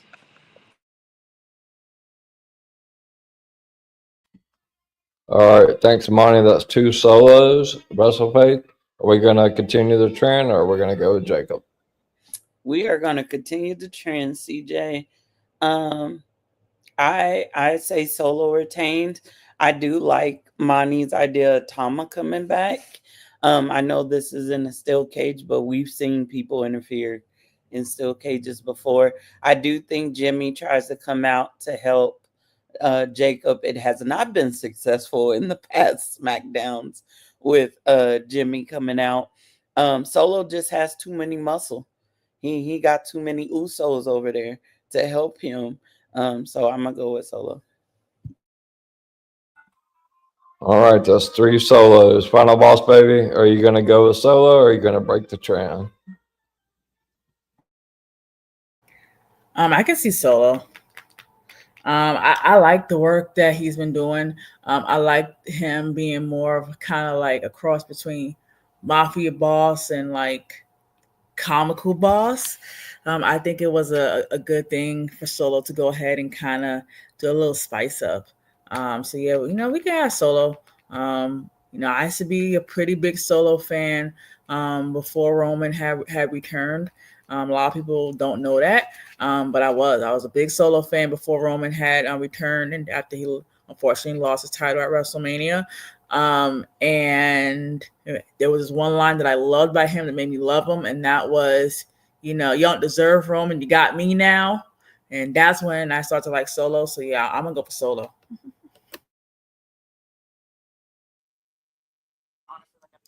All right, thank you, final boss, baby. Leslie, and go to you.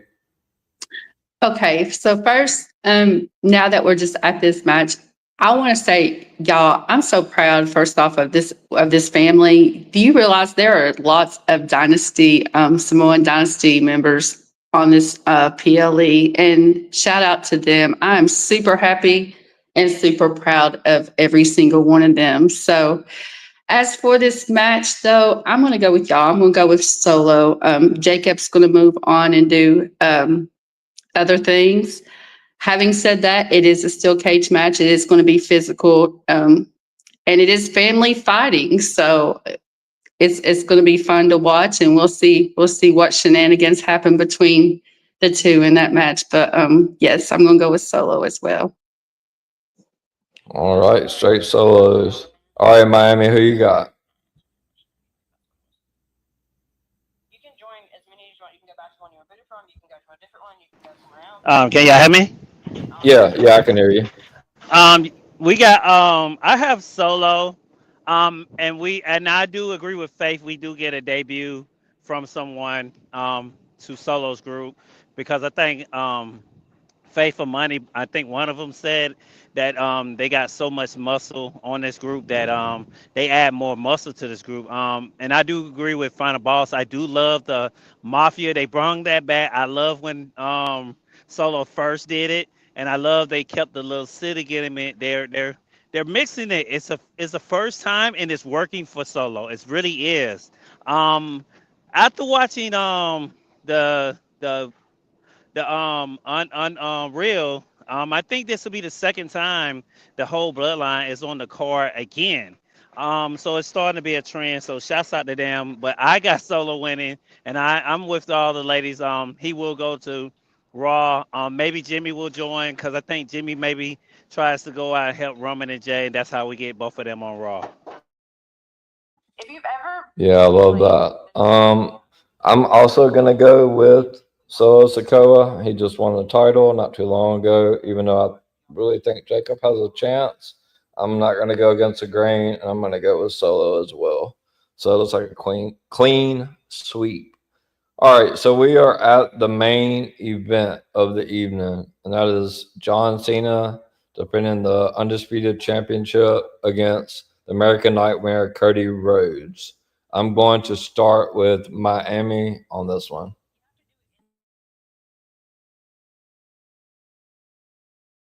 there should be three dots. It might be on their little banner. If I need to go, okay, go Hello, ahead. you can hear me? Yeah, Um, you're good.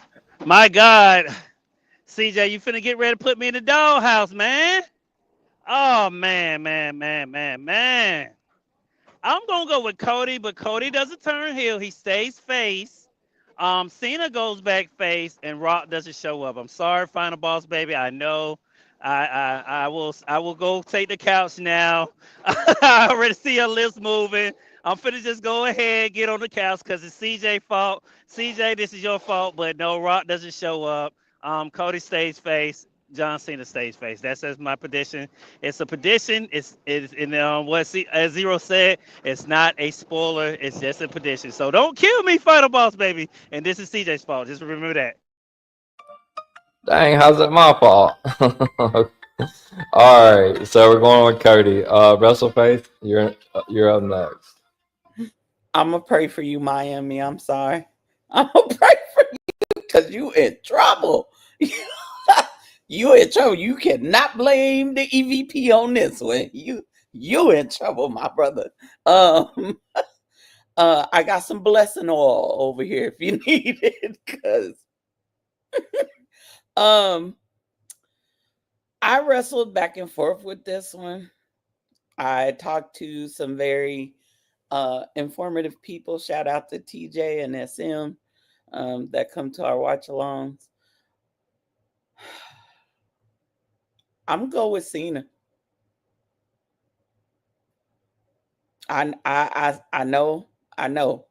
I can't stand Cena. I've been saying it for I don't know how long. I've never been a Cena fan, but I got a feeling about something, so I gotta go with Cena. CJ.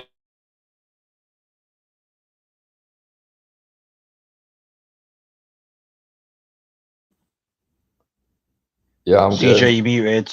Oh,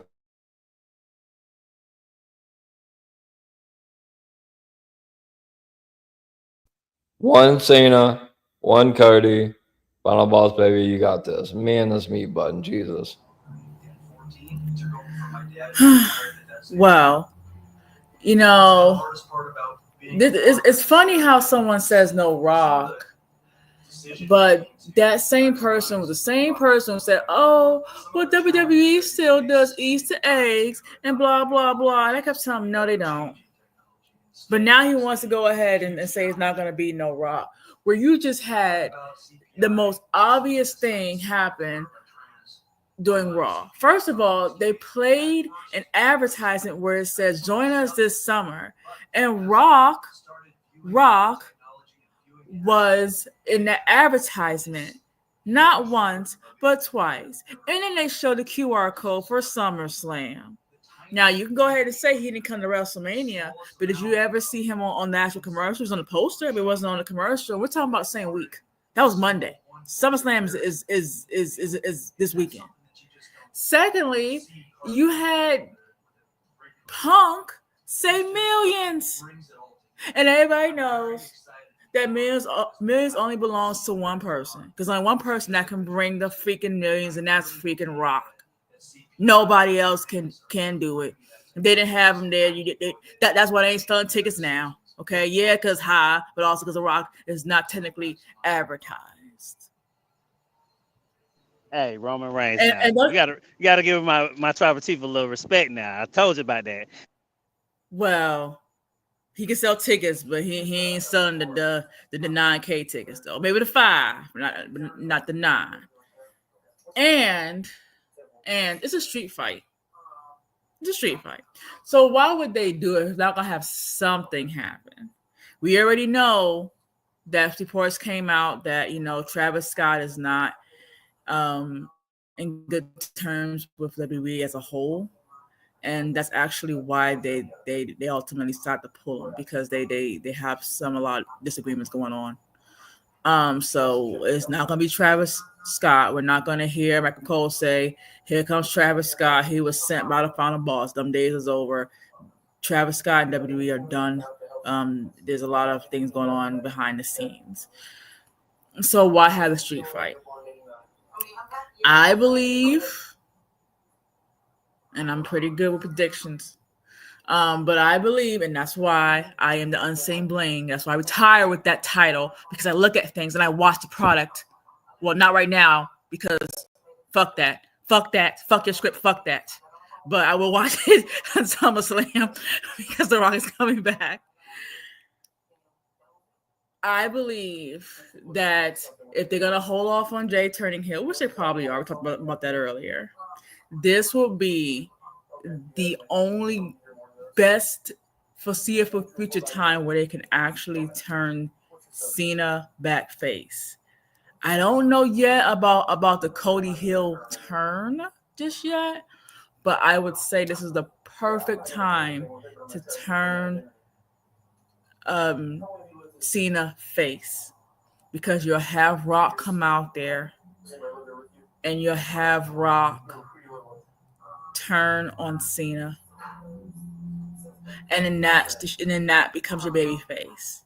And what he'll do, he'll stand tall with Cody, and they'll be toasting the red solo cups, not solo cups of his tequila, and they'll replay that whole moment that they had basically during the Raw Netflix debut.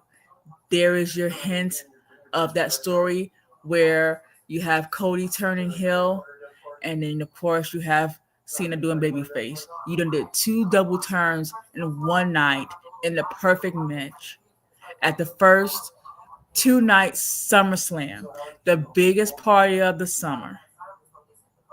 And you're absolutely insane if you don't believe that, if you don't see that vision.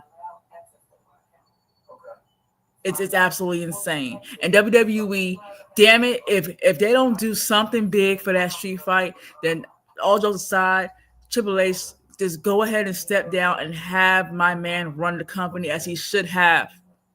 As he should have. And to go ahead and give you a backstage role, go ahead and go back to being the CWWO like he used to be back when Vince was there.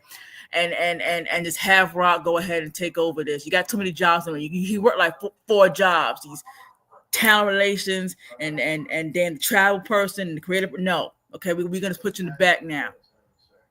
Put you in the critical position. Sit there. Get beat up by CM Punk, something, So, and so and if Rock doesn't come back, I'm gonna once again go back into retirement and not watch the product again, because why are they showing him during the SummerSlam commercial and putting the QR code? People are gonna be kind of pissed that they done paid $9,000 for third row and ain't no Rock there.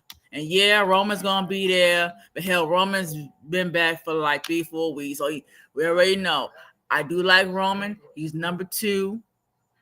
Cena's number 3, Rock is number 1, always on my list, and in that order, and that's how it goes. And of course, Goldberg right after that. But everybody knows. Oh, you said Roman's number 1 and Rock number 2 and Cena number No, 3. that's About not what I said. time. I'm saying this again. Number 1 is Rock. Number 2 is Roman. Number 3 is John Cena, and number 4 is Goldberg. Got it? 4, 3, 2, 1. But, see, now you made me lose what I was gonna say. Shut up. God damn it. Shut up.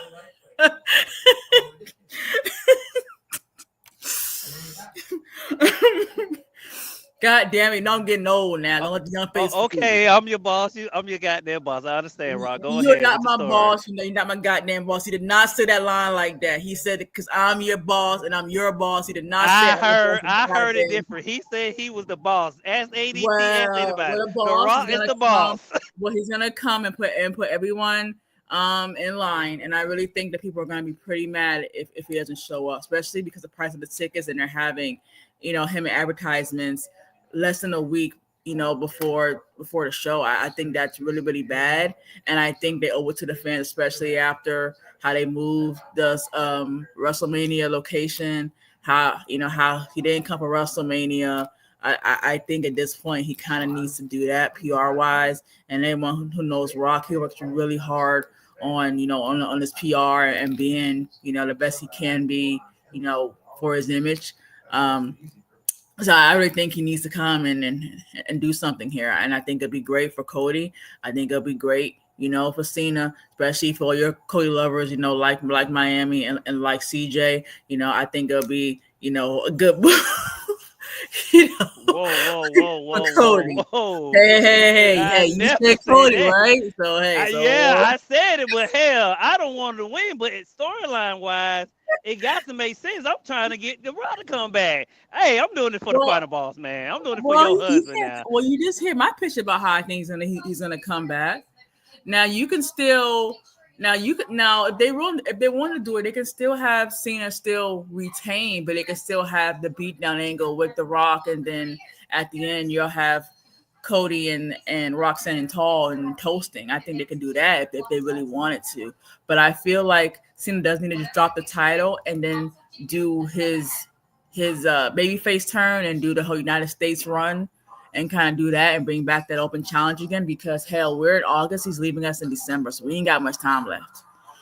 So I feel like it needs to happen now. And Wells Place, could they do it? But yeah, I am here. I will be here for The Rock. We're gonna do a watch party. Hopefully, it doesn't fuck up again. God damn it! Fuck your script. God damn it!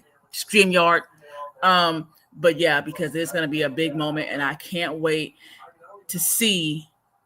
Like I said, it's to see you there, Miami, when The Rock comes and prove to you why he's why he's the boss, the great one. Because he said, I'm your boss, I'm your goddamn boss. You're right. Yes, and he's gonna say that again, with Cody when he has a little watch that he gave him. And then maybe then Cody will take his airplane and his truck that he spent money on, because I heard they would not do no refunds on that shit. So now he's out the goddamn money. I love that. The back and forth. Live for that. I don't know how. Them Cody fans, man. Damn. Oh well, I mean, come on now. You're killing me over here. All right, Leslie. How can you back that up? Oh goodness, I know, right? But I'm gonna have your back, final boss baby, because it's gonna be awesome when he does show up, because it's the biggest party of the summer, right, sis? Like, it's a big 4 PLE, so I would love for him to show up, because you know what? Cody is gonna win this match, because we all know Cody is what? Cody is the Rock's champion, right? And you gotta have someone there to crown your champion, to address the people and to let the people know, and let John Cena know, basically, come into his arms. You're right, wise woman. He's gonna come into his arms like how he should have. I want you to come into my arms. And he's gonna let John Cena know right off, in my opinion, I used you. This is my champion right here. So I'm gonna go with Cody for the win.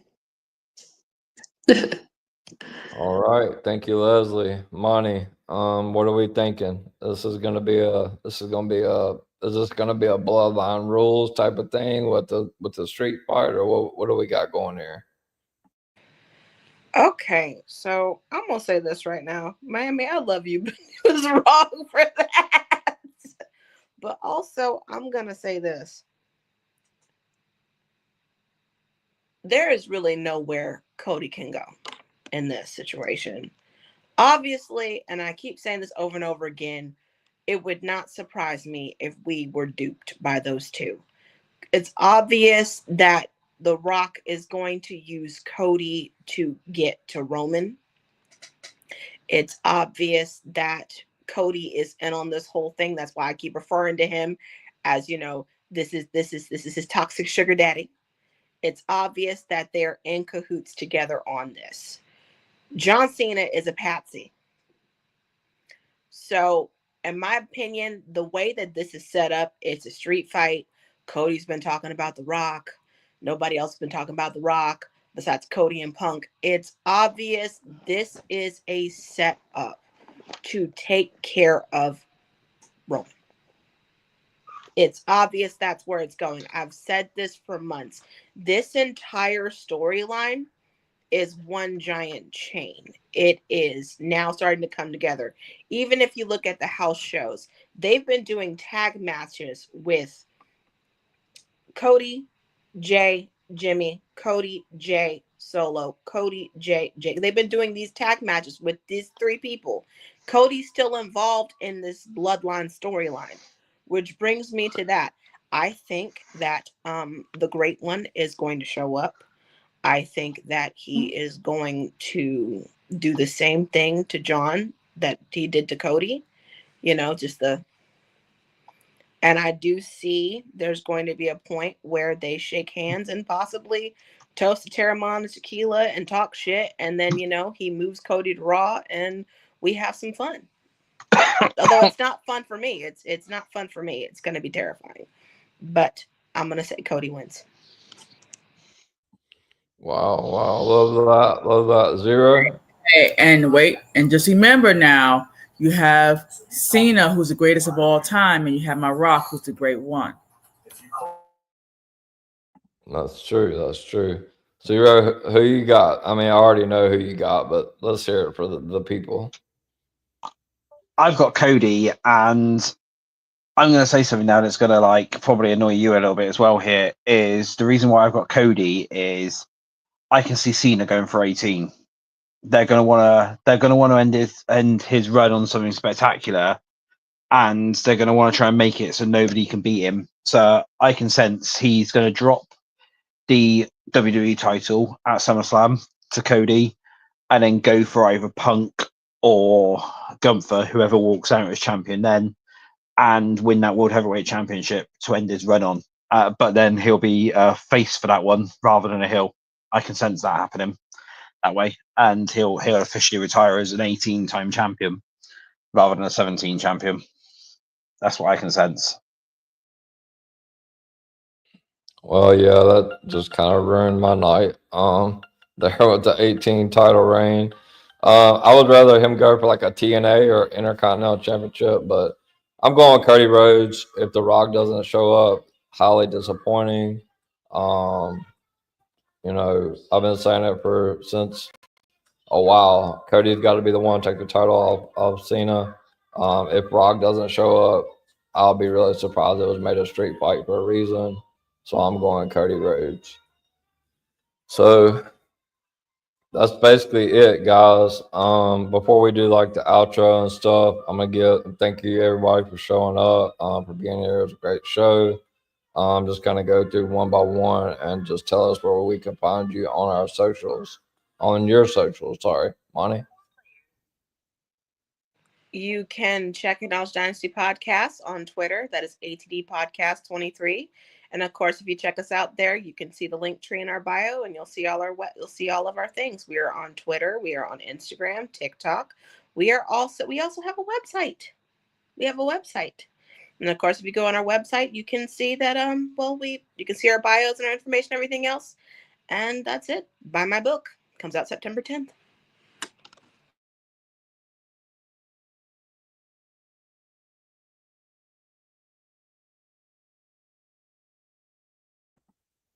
Sorry, I muted Miami. WrestleFade, where can we find you on socials? Same place that Monty said, at ATD Podcast 23 on Twitter. My personal is at Erica Phillips 79. And then also just want to say, because Monty covered all the other stuff, keep your eye on ATD, because hashtag ATD is it, and we have some amazing things coming up after SummerSlam in the month of August. As I just announced, I will be doing a segment on behalf of ATD called Talking Tea with WrestleFace from Knowledge to Dynasty.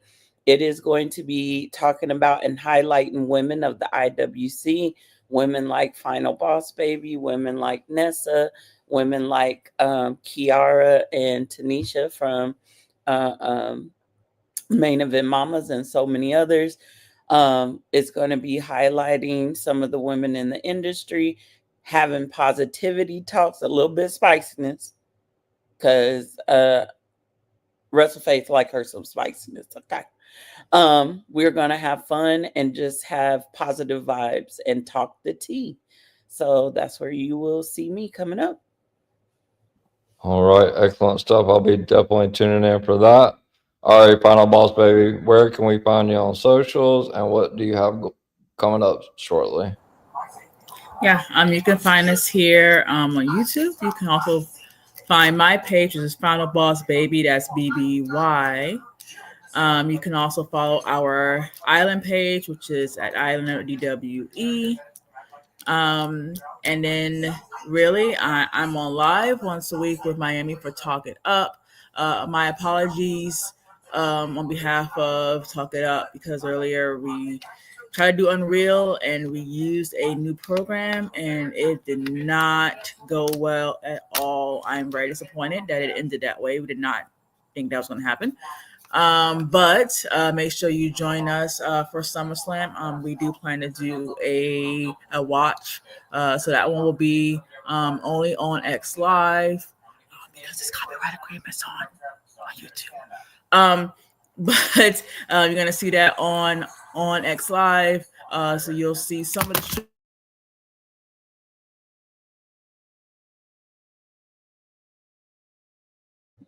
You're muted, Final Boss Baby.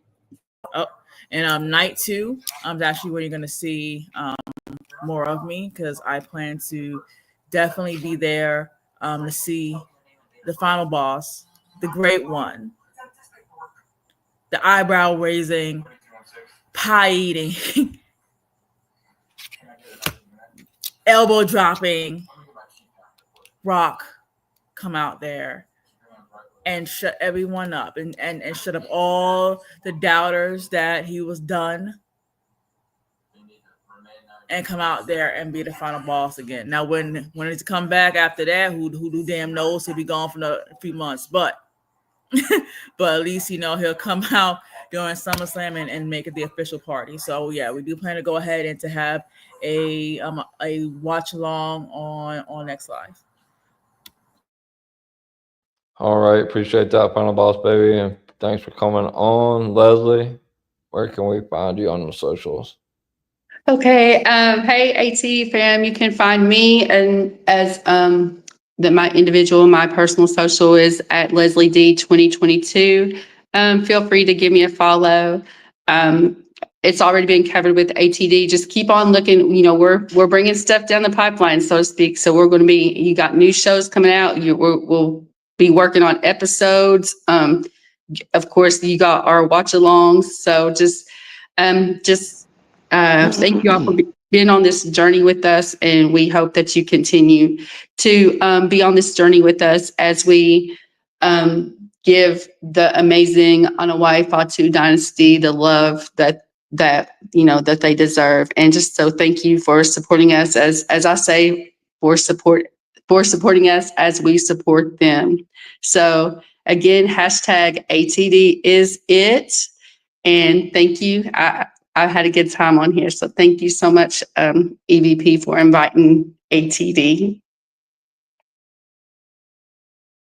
Oh yeah, 100%. Miami, you're all over socials, but where can we find you? You can find me on Miami the Great 645 on X. Like Final Ball said, you can also find us on the island of DWE. We do talk it up every week. Hopefully, by me resetting my laptop, that will fix everything on the stream. So you can catch us every week. Also, shouts out to all the ladies that's on tonight. That's doing things for the industry. I don't think these young ladies get the flowers they get.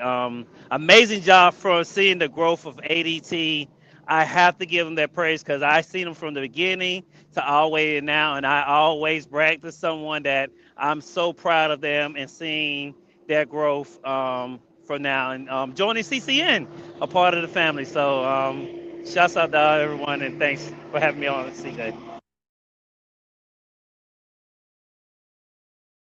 Oh yeah, absolutely. I couldn't wait to get all of you guys on. Obviously, I'm gonna go last to Zero, and then I will close up, and then hopefully he can play the outro song so you guys can hear it. Zero, where can we find you on socials, and what do we have going on in the next few weeks?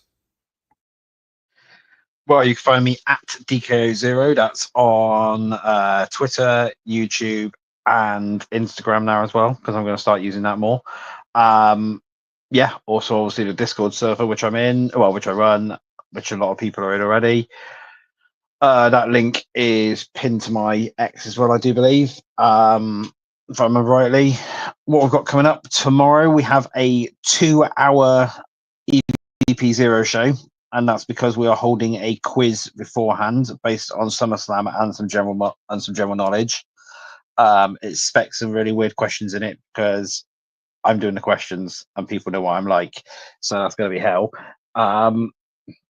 And yeah, and then straight into some more talk about SummerSlam straight afterwards for that one. So make sure you tune into that one. And also look out for a major announcement coming Friday morning. That's all I can say on that at this moment in time. That's me done.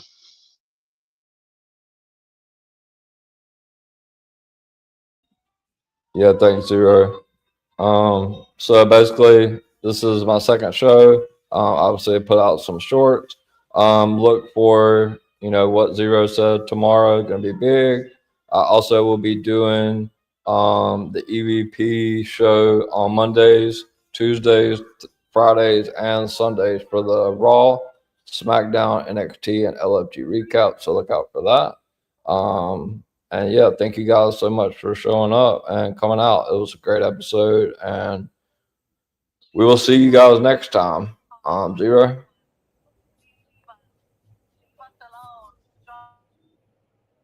CJP's your guy, let's start the show.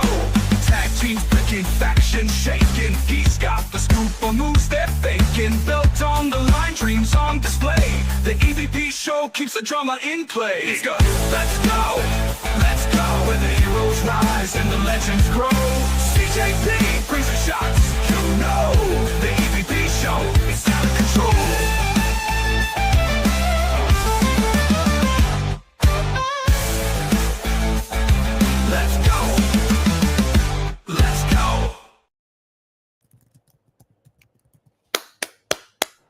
All right. CJ, I see you over there. So you guys got to hear the outro. Not sure what happened with the intro, but thanks, Zero, for that. And thank you guys again for coming. And we are out. We will see you guys on the next show. Thank you guys again.